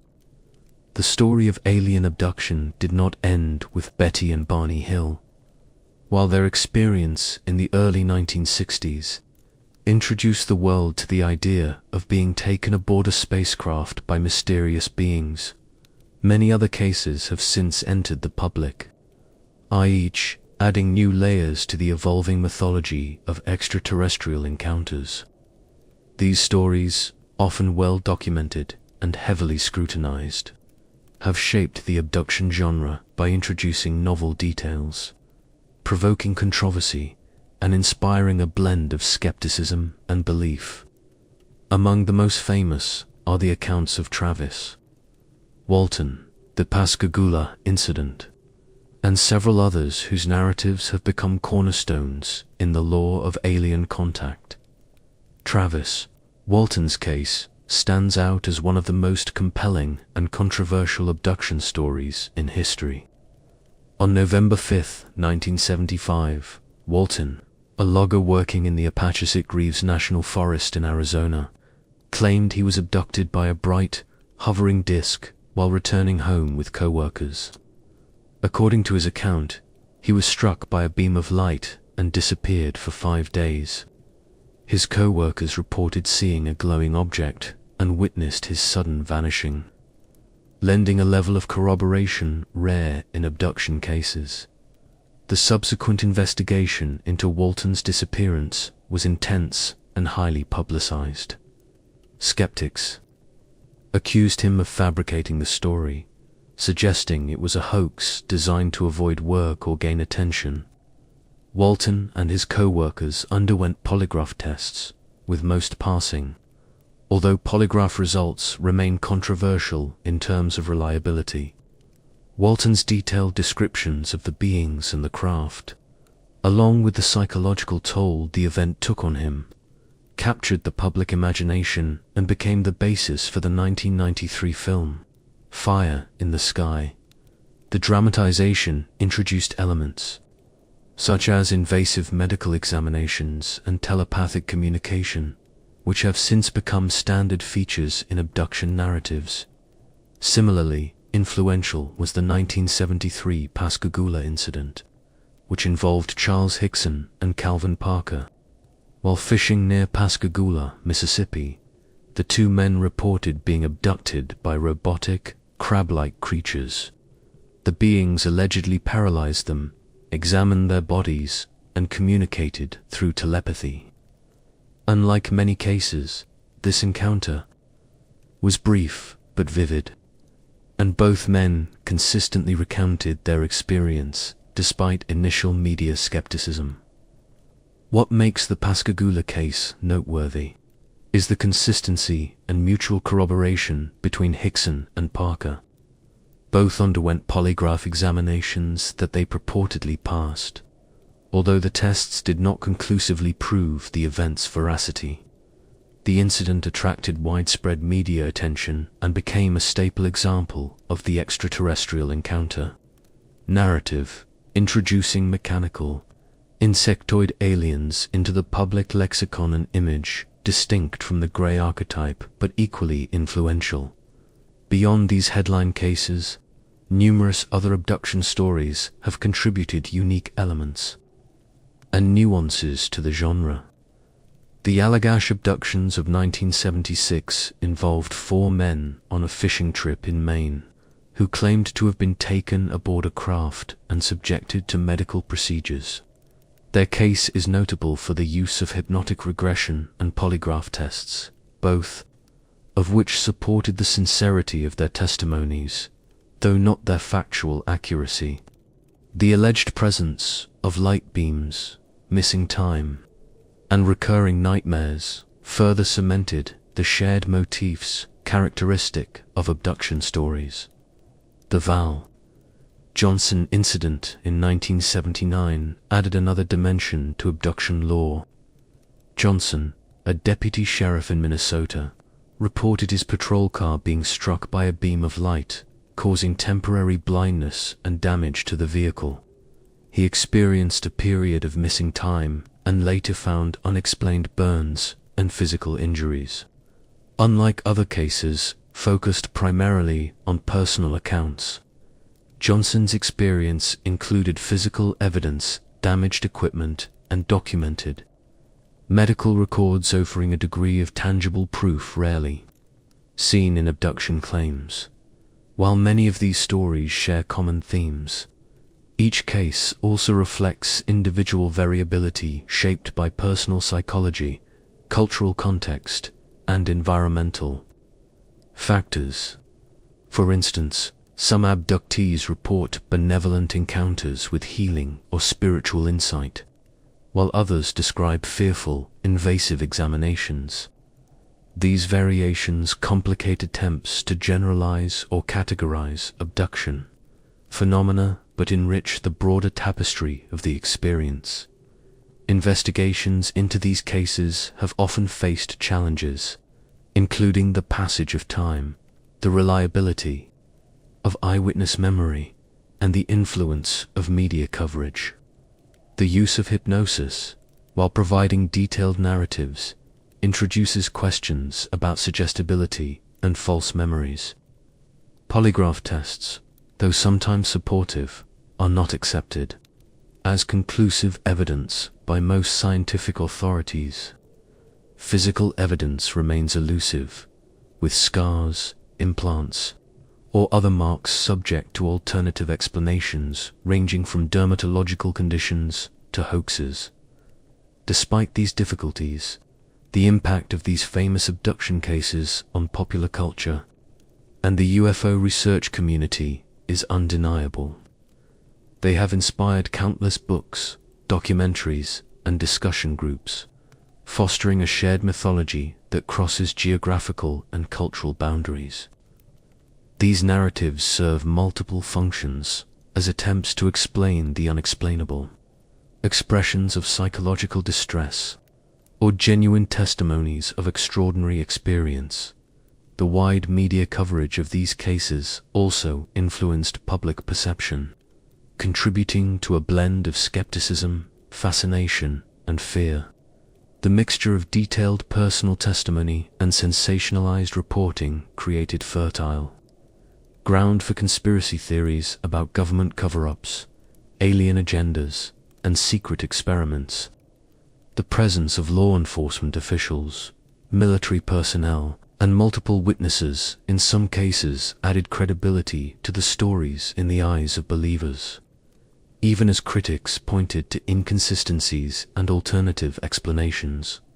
A recurring theme in many famous abduction cases is missing time, where individuals experience significant gaps in memory surrounding the encounter.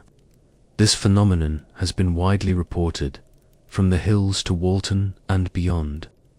Psychological theories suggest that missing time may result from dissociation, trauma, or the brain's failure to encode memories during periods of high stress or altered consciousness.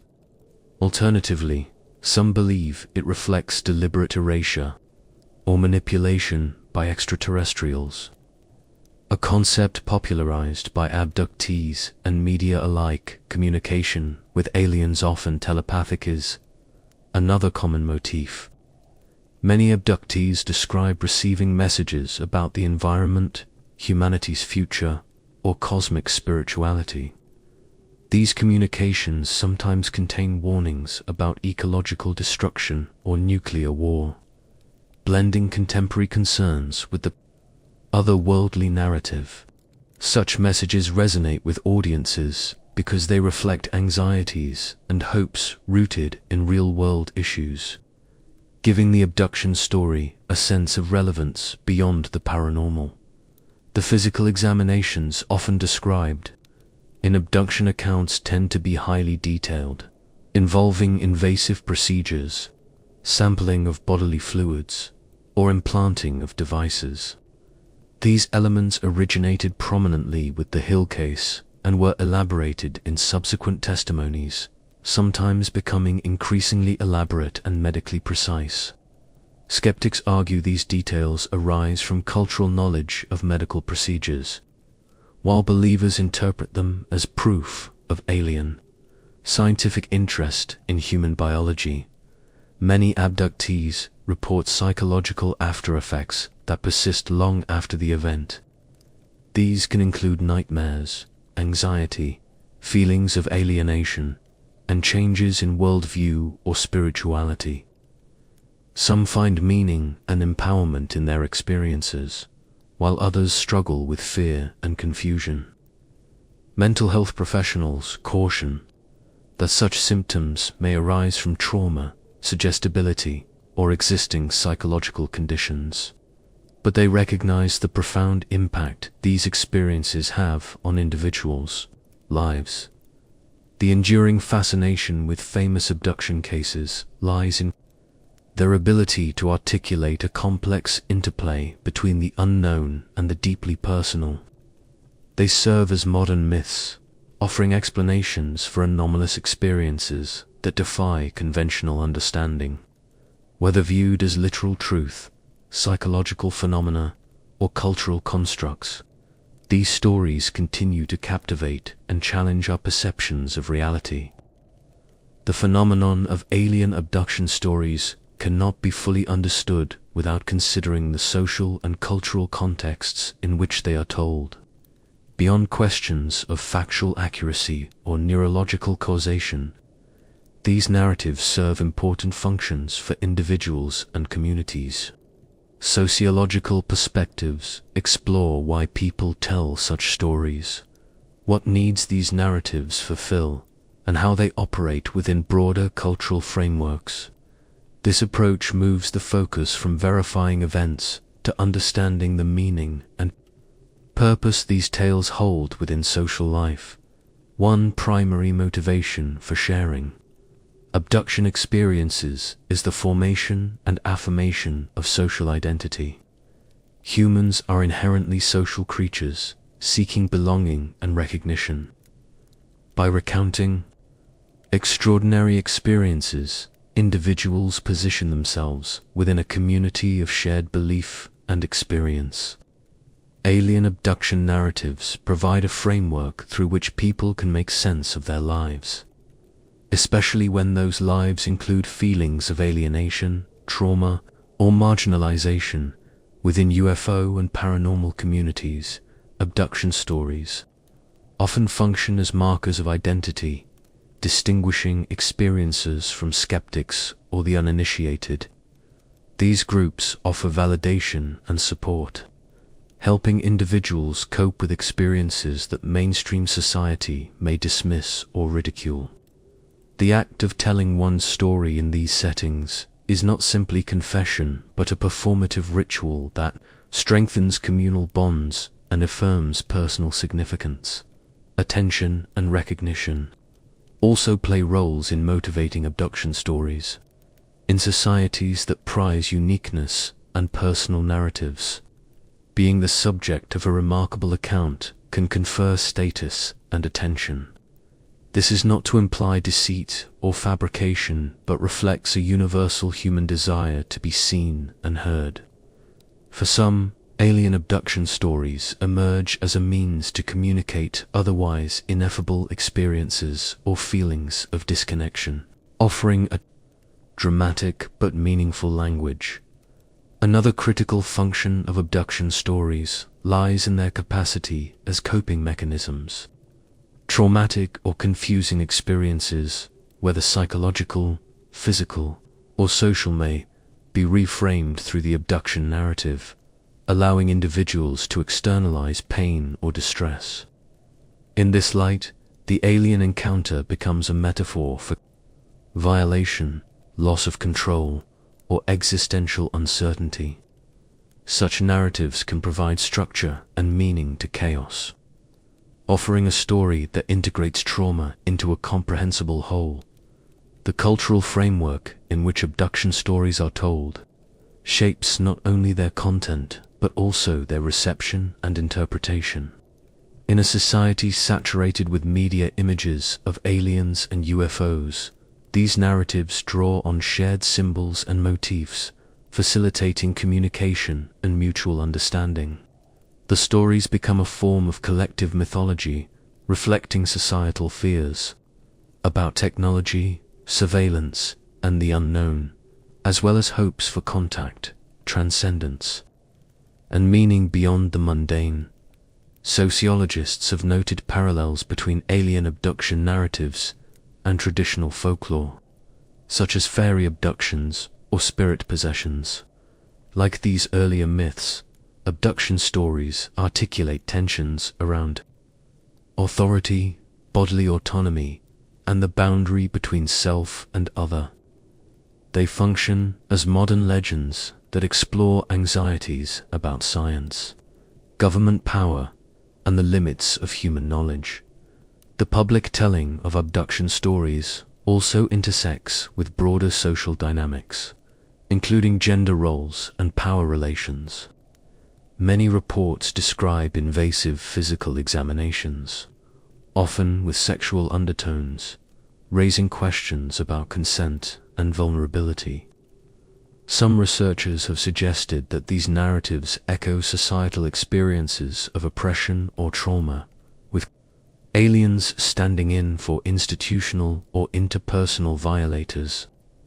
The storytelling thus becomes a site of negotiation around themes of control, violation, and resistance. In addition, the cultural status of alien abduction stories fluctuates between skepticism, belief, and entertainment. This liminal position affects how and why people share these stories. Some narrators may seek to convince others of the literal truth of their experiences, while others embrace the stories as metaphor or spiritual allegory. The flexibility of abduction narratives allows them to accommodate diverse motivations and interpretations, enhancing their longevity and appeal. The role of social media and digital communication in the contemporary proliferation of abduction stories cannot be overstated. Online forums, blogs, and video platforms provide spaces for storytelling, community building, and identity affirmation. They also amplify social validation processes, enabling rapid feedback, reinforcement, or challenge. The democratization of narrative production changes the dynamics of authority and authenticity, allowing both established figures and newcomers to contribute to the evolving mythology. Anthropological perspectives enrich sociological understanding by emphasizing the ritualistic and symbolic dimensions of abduction stories. Storytelling functions as a communal act that creates shared meaning and sustains group cohesion. Public narrations often follow recognizable patterns involving elements of danger, revelation, transformation, and return. These structures resonate with archetypal mythic forms, situating personal experiences within a broader human quest for understanding the unknown. Moreover, the telling and retelling of abduction stories contribute to social memory, embedding these narratives into collective consciousness. This process influences cultural identity, shaping how societies conceptualize their place in the cosmos and their relationship to technology, authority, and the environment. The persistence of abduction tales reflects their utility in grappling with contemporary existential questions. Economic and commercial factors also influence why abduction stories circulate. The paranormal and UFO industries, encompassing books, conferences, television shows, and merchandise, create incentives for compelling storytelling. While many narrators share their experiences sincerely, the monetization of these narratives can shape how stories are framed, emphasizing drama and mystery to attract audiences. This interplay between commerce and narrative contributes to the standardization and popularization of certain motifs. Education and social background affect how individuals interpret and communicate anomalous experiences. Those with exposure to UFO culture or alternative spiritualities may be more likely to frame ambiguous experiences as alien abductions. Conversely, others might interpret similar events in psychological or religious terms. The availability of culturally specific explanatory models guides the construction and articulation of these stories. Importantly, the social functions of abduction narratives extend beyond the storytellers themselves. Audiences engage with these tales not only for entertainment, but also for reflection on human nature, vulnerability, and the unknown. The stories invite listeners to question reality, explore fears, and imagine possibilities beyond everyday life. In this way, abduction narratives serve as a cultural resource for negotiating uncertainty and meaning. The social dynamics of skepticism and belief also shape the production and reception of abduction stories. Communities of believers often develop mechanisms for validating and interpreting experiences, creating shared epistemologies that differ from mainstream science. These communities provide support but can also reinforce conformity to established narrative forms.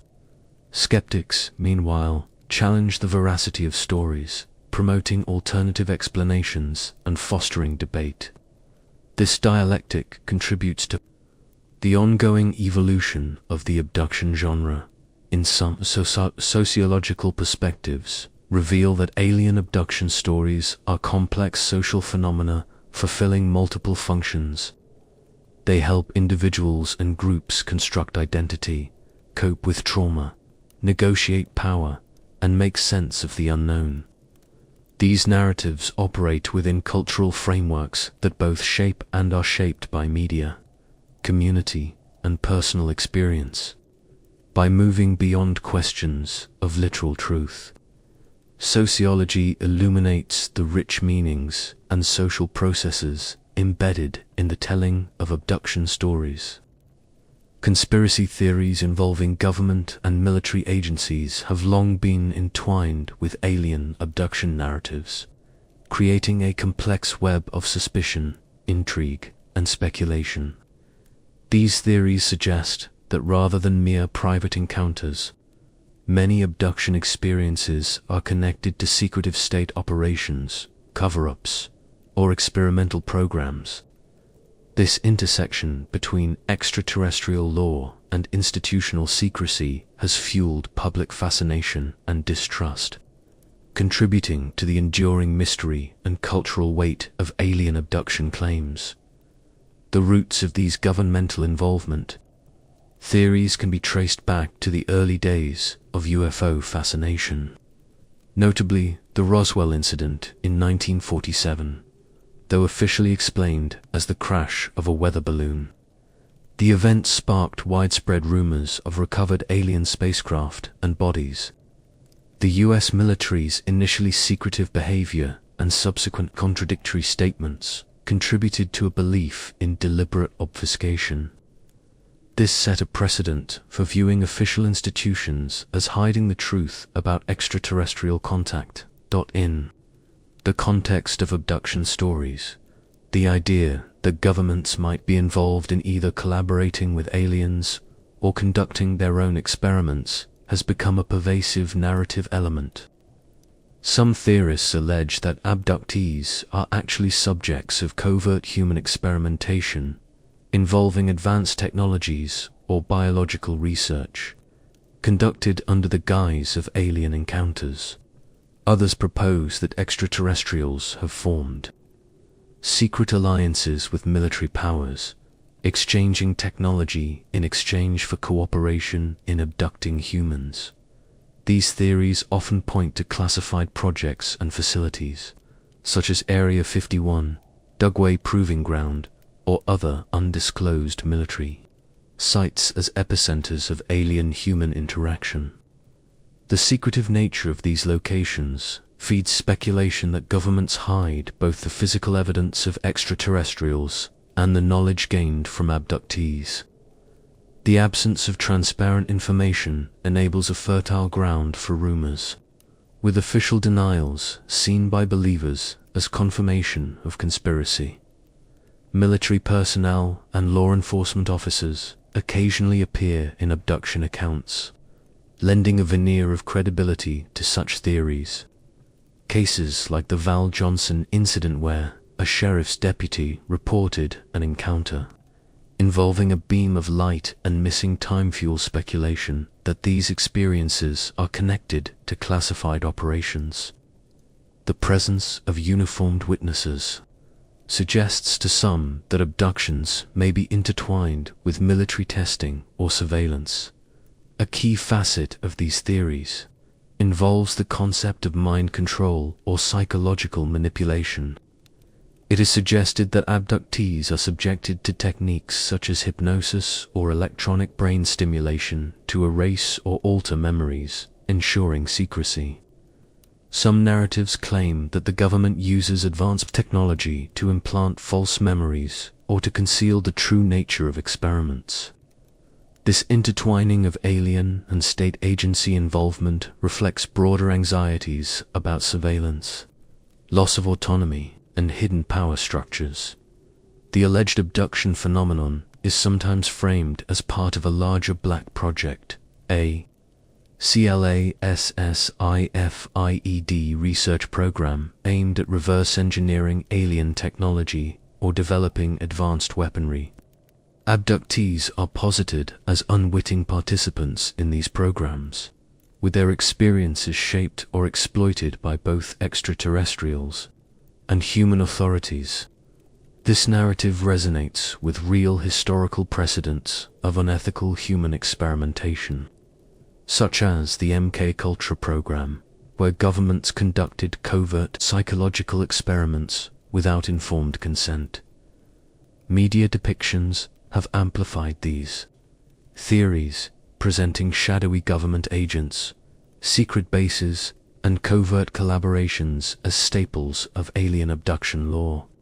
Documentaries, books, and films often explore alleged whistleblower testimonies or leaked documents to construct narratives that intertwine alien and military agendas. This popularization has reinforced public suspicion and encouraged abductees to interpret their experiences through the lens of governmental involvement.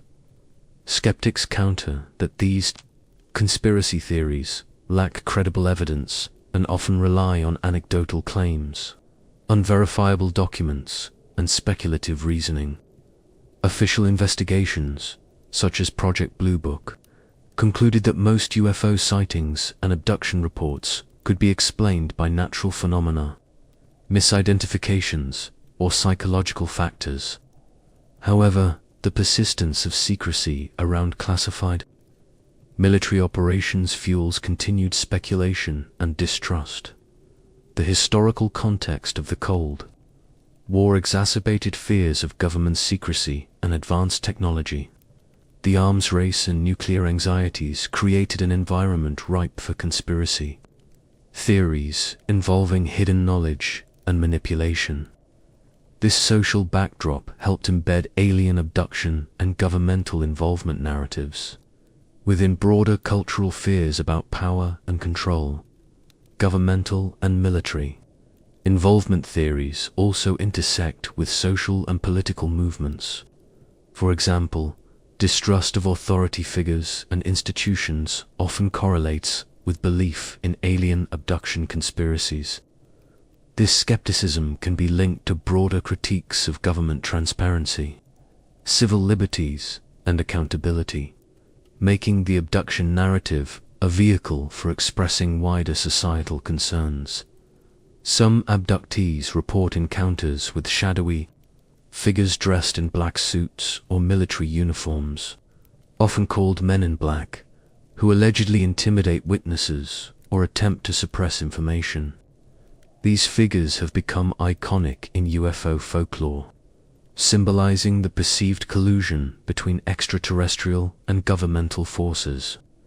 The ambiguity and mystery surrounding these agents enhanced the sense of hidden truth and reinforced feelings of powerlessness among experiencers. Physical evidence cited in support of governmental involvement includes unexplained scars, implants, or anomalous markings on abductees' bodies. Some theorists argue that these may be remnants of covert experiments or alien technology monitored by military agencies. However, scientific examination of such evidence has generally failed to produce conclusive results, often attributing marks to natural causes or psychological suggestion. The notion of secret treaties between aliens and governments is another recurring theme.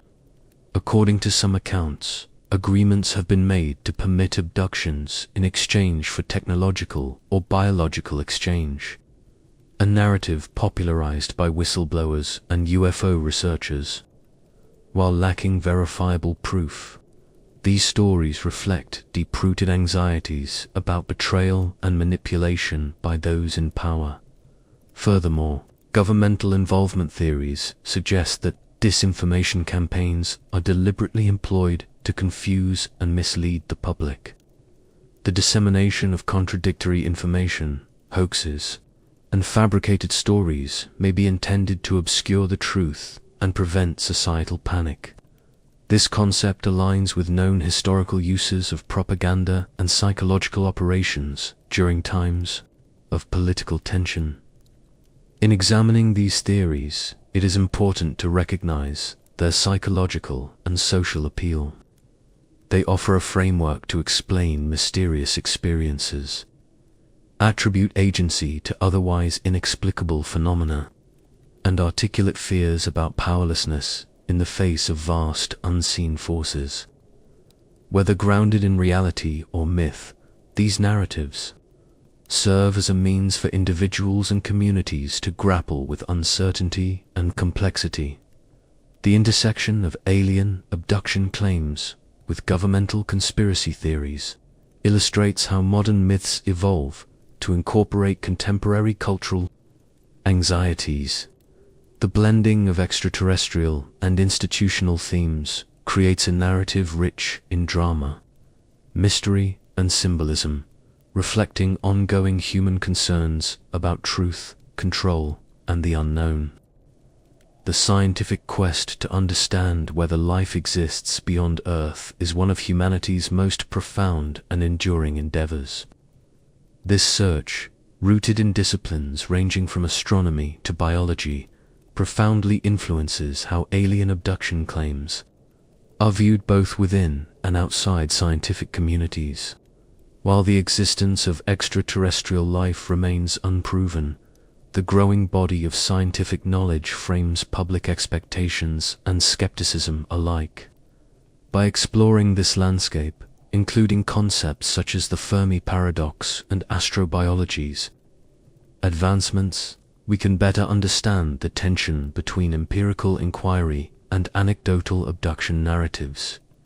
At its core, the search for alien life asks, are we alone in the universe?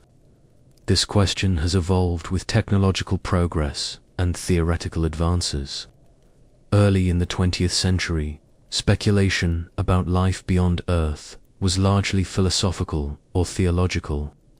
The development of radio telescopes, space probes, and sophisticated observational tools transformed this speculation into a rigorous scientific enterprise. Efforts such as the search for extraterrestrial intelligence, SETI programs seek to detect signals from intelligent civilizations, while missions like Mars rovers explore the potential for microbial life within our solar system. The Fermi paradox presents a central puzzle in this domain, formulated by physicist Enrico Fermi in the 1950s. It highlights the contradiction between the high probability of extraterrestrial civilizations existing given the vast number of stars and potentially habitable planets and the apparent absence of evidence or contact. This paradox fuels diverse hypotheses. Perhaps intelligent life is exceedingly rare. Civilizations self-destruct, or advanced societies deliberately avoid contact. Each explanation reflects our limited understanding and frames the scientific context in which abduction claims are received. Astrobiology, the interdisciplinary study of life's origin, evolution, distribution, and future in the universe, has expanded dramatically in recent decades. Discoveries of extremophiles organisms thriving in Earth's harshest environments broaden the scope of where life might exist. The detection of exoplanets in habitable zones has intensified speculation that life could be common.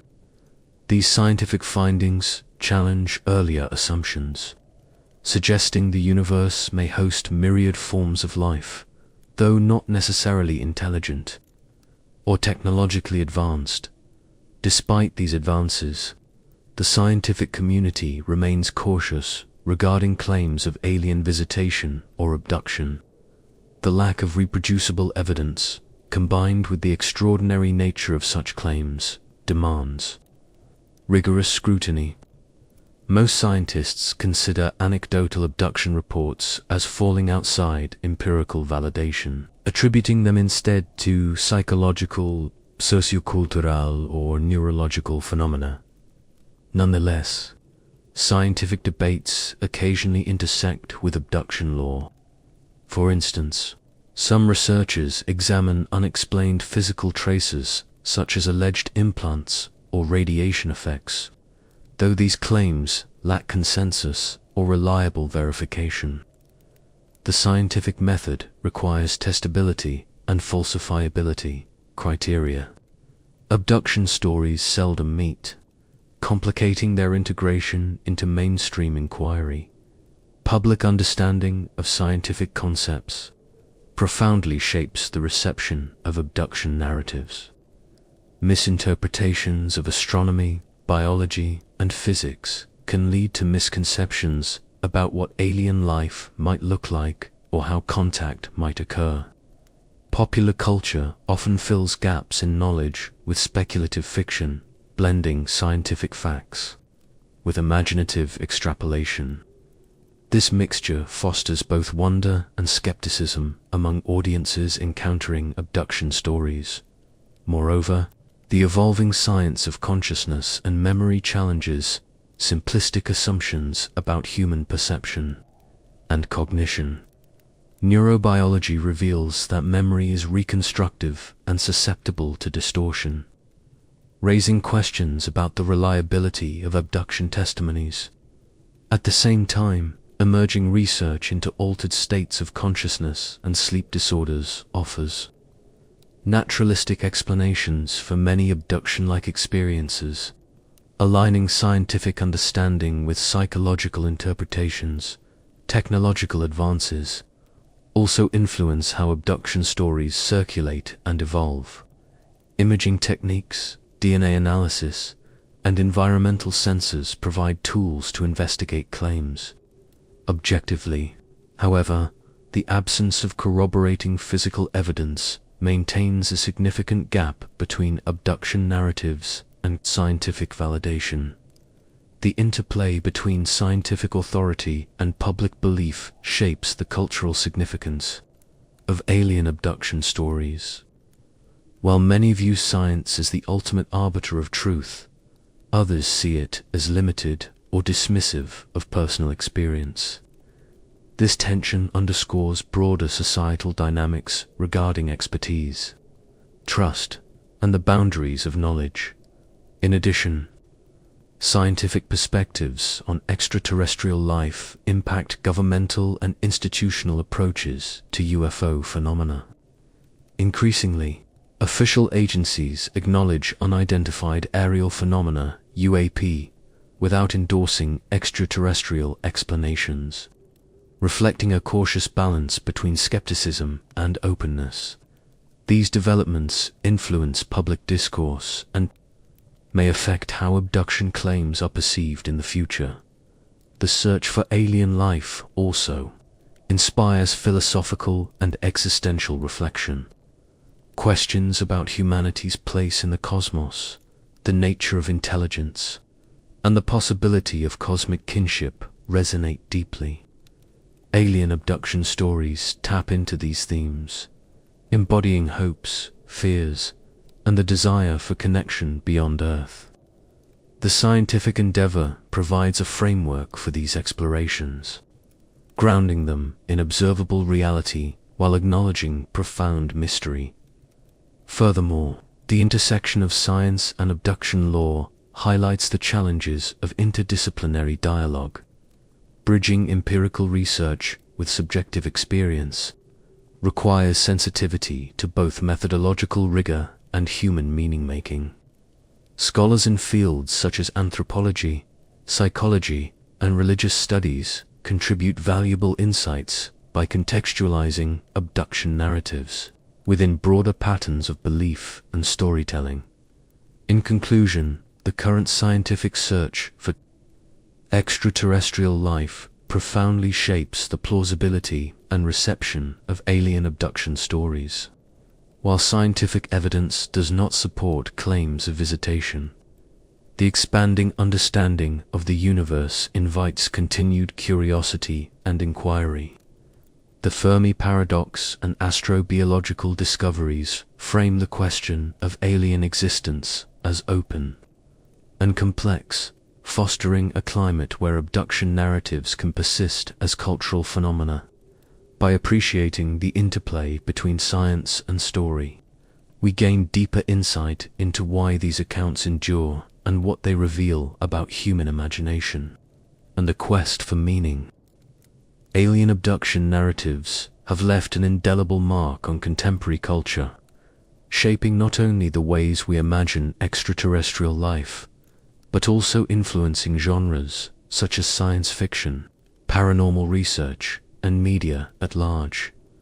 These stories have evolved from isolated, often dismissed accounts into complex cultural phenomena that continue to permeate entertainment, literature, and collective consciousness.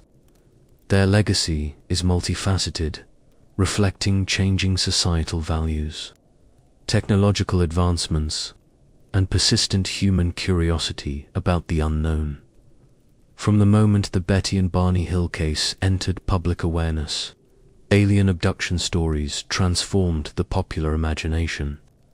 They introduced specific imagery: humanoid aliens with large eyes, clinical examinations aboard spaceships, telepathic communication that rapidly became standard tropes in science fiction and media. This codification allowed for a shared cultural language, enabling creators to build upon recognizable themes that resonate widely. Science fiction, as a genre, has both shaped and been shaped by abduction narratives. Classic works often depicted extraterrestrials as invaders or benevolent explorers, but abduction stories introduced a new dimension: the deeply personal and often invasive encounter with the unknown.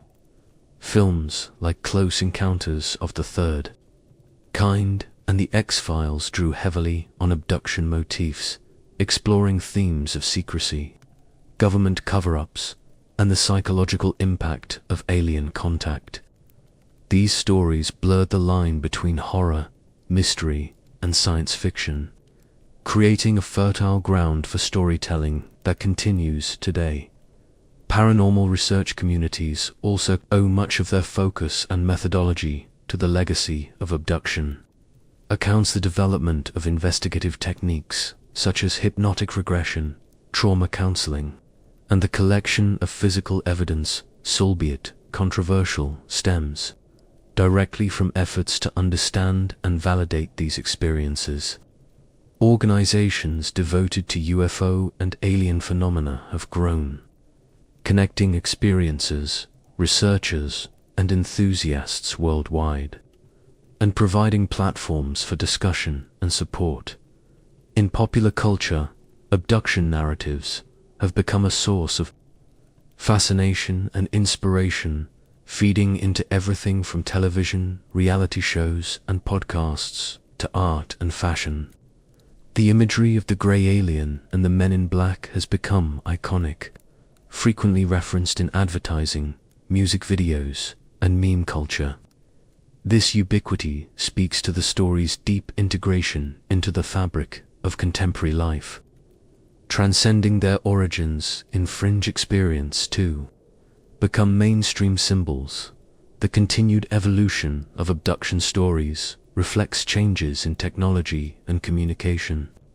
The rise of the internet and social media has democratized the telling and dissemination of these narratives. Online forums, YouTube channels, and social media platforms allow experiencers to share their stories instantly with global audiences, fostering communities of belief and skepticism alike.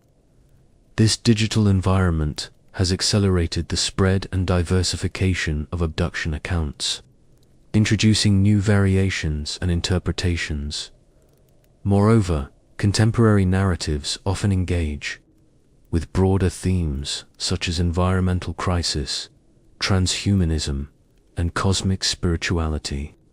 Some modern abductees report messages from aliens warning of ecological disaster or urging humanity toward technological evolution.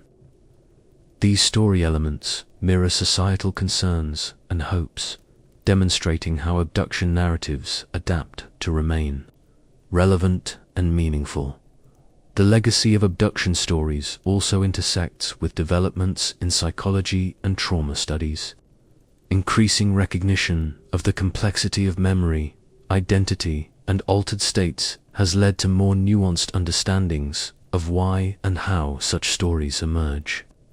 Some researchers emphasize the therapeutic potential of narrative in making sense of personal trauma, whether or not the events described occurred as literal truth. This perspective shifts the focus from factual verification to the meaning and function of abduction stories in individual lives. Culturally, the persistence of these narratives highlights human fascination with the otherworldly and the unknown. Alien abduction stories provide a modern mythology, articulating fears about loss of control, bodily autonomy, and the limits of human understanding. At the same time, they offer hope of contact, of transcendence, and of answers to existential questions. This duality keeps the stories compelling across generations. Critically, abduction stories have also sparked ethical debates about the responsibilities of researchers, media, and storytellers.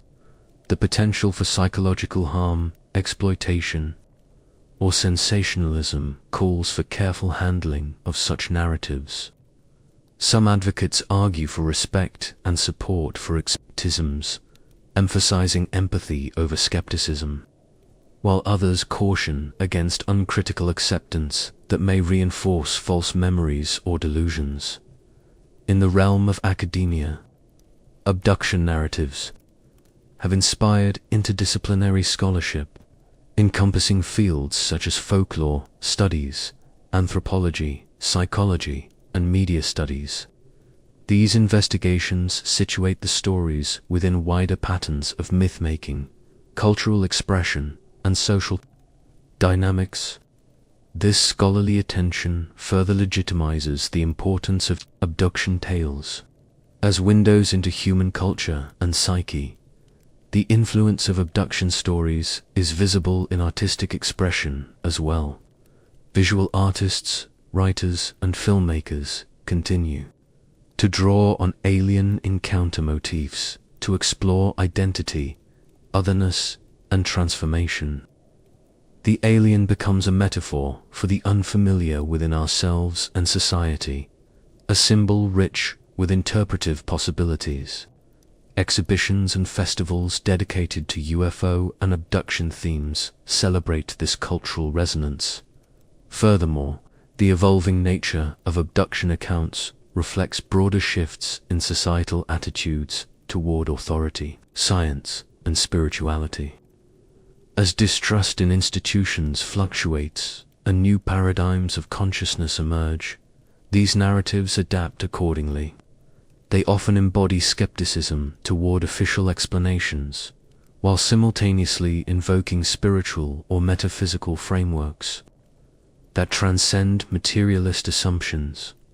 The global reach of abduction stories underscores their role in a transnational cultural exchange.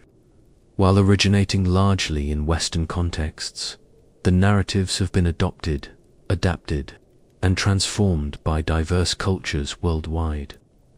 Local beliefs, mythologies, and historical experiences inflect these stories, producing hybrid forms that enrich the global tapestry of alien encounter lore.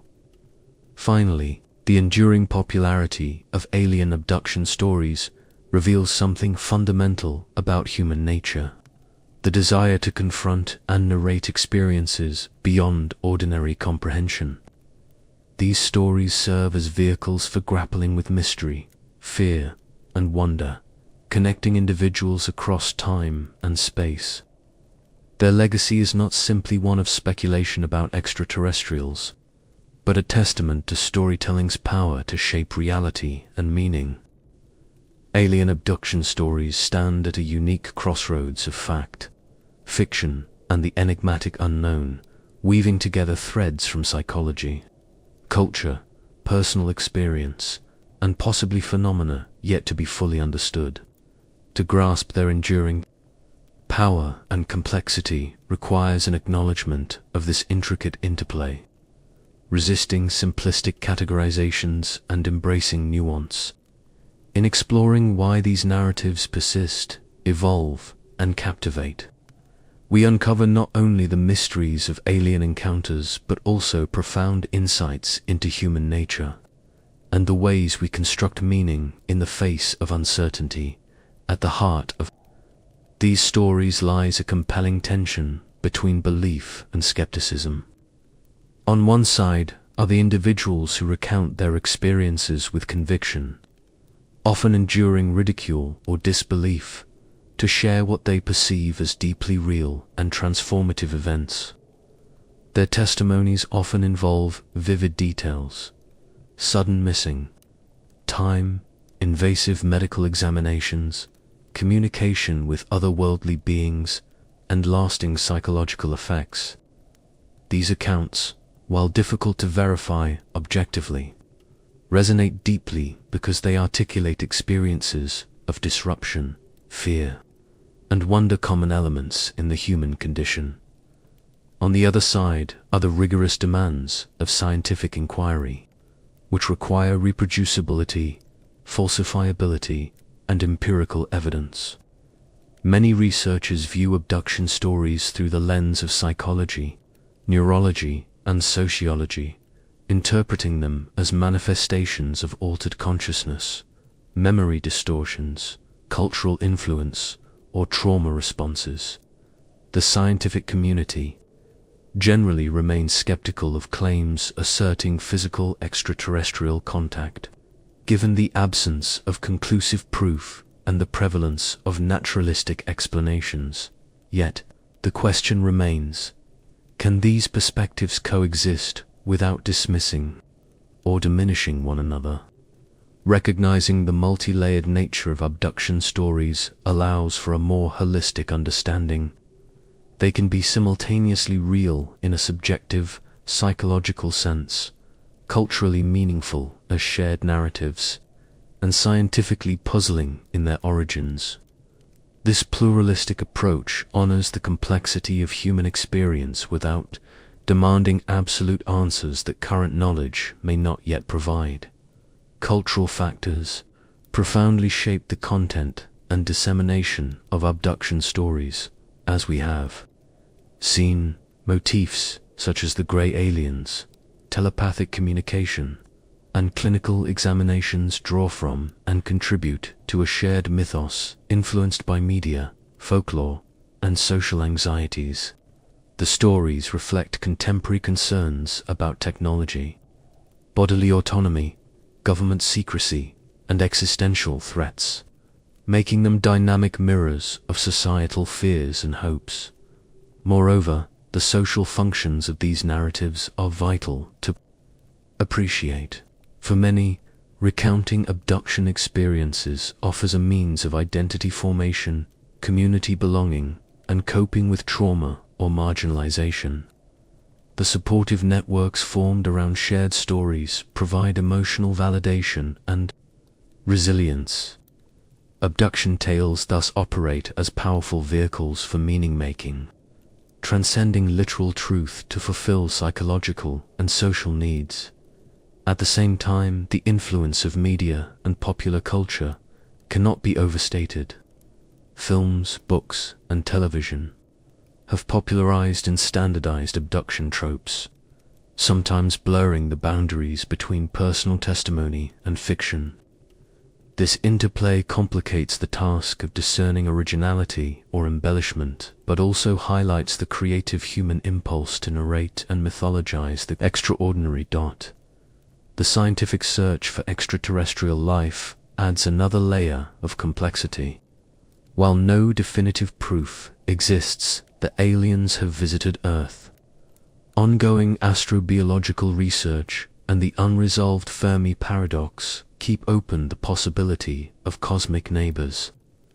This scientific context influences how abduction claims are perceived, either as hopeful signs of contact or as improbable fictions, shaped by imagination and psychological processes. Conspiracy. Theories about governmental and military involvement further complicate the discourse.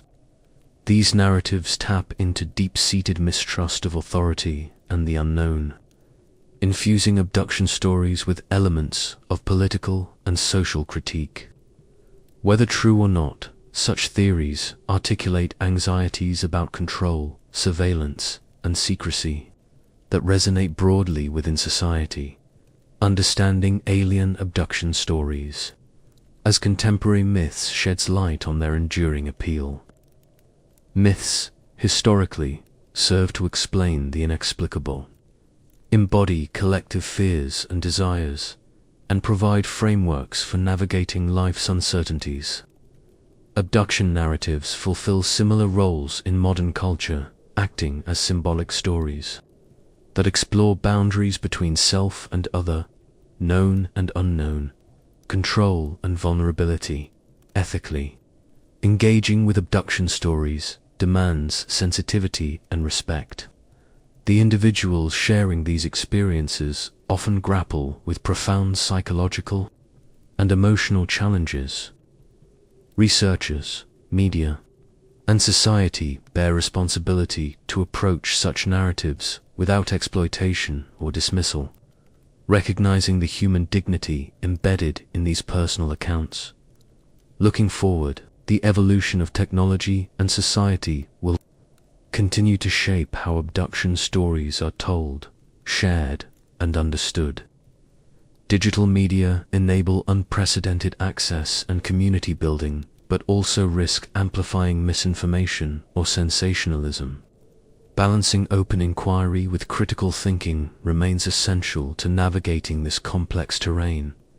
In sum, the legacy and ongoing vitality of convincing alien abduction stories reflect the interplay of human imagination, culture, psychology, and the unknown. They remind us of our profound desire to understand the mysteries beyond our world and within ourselves.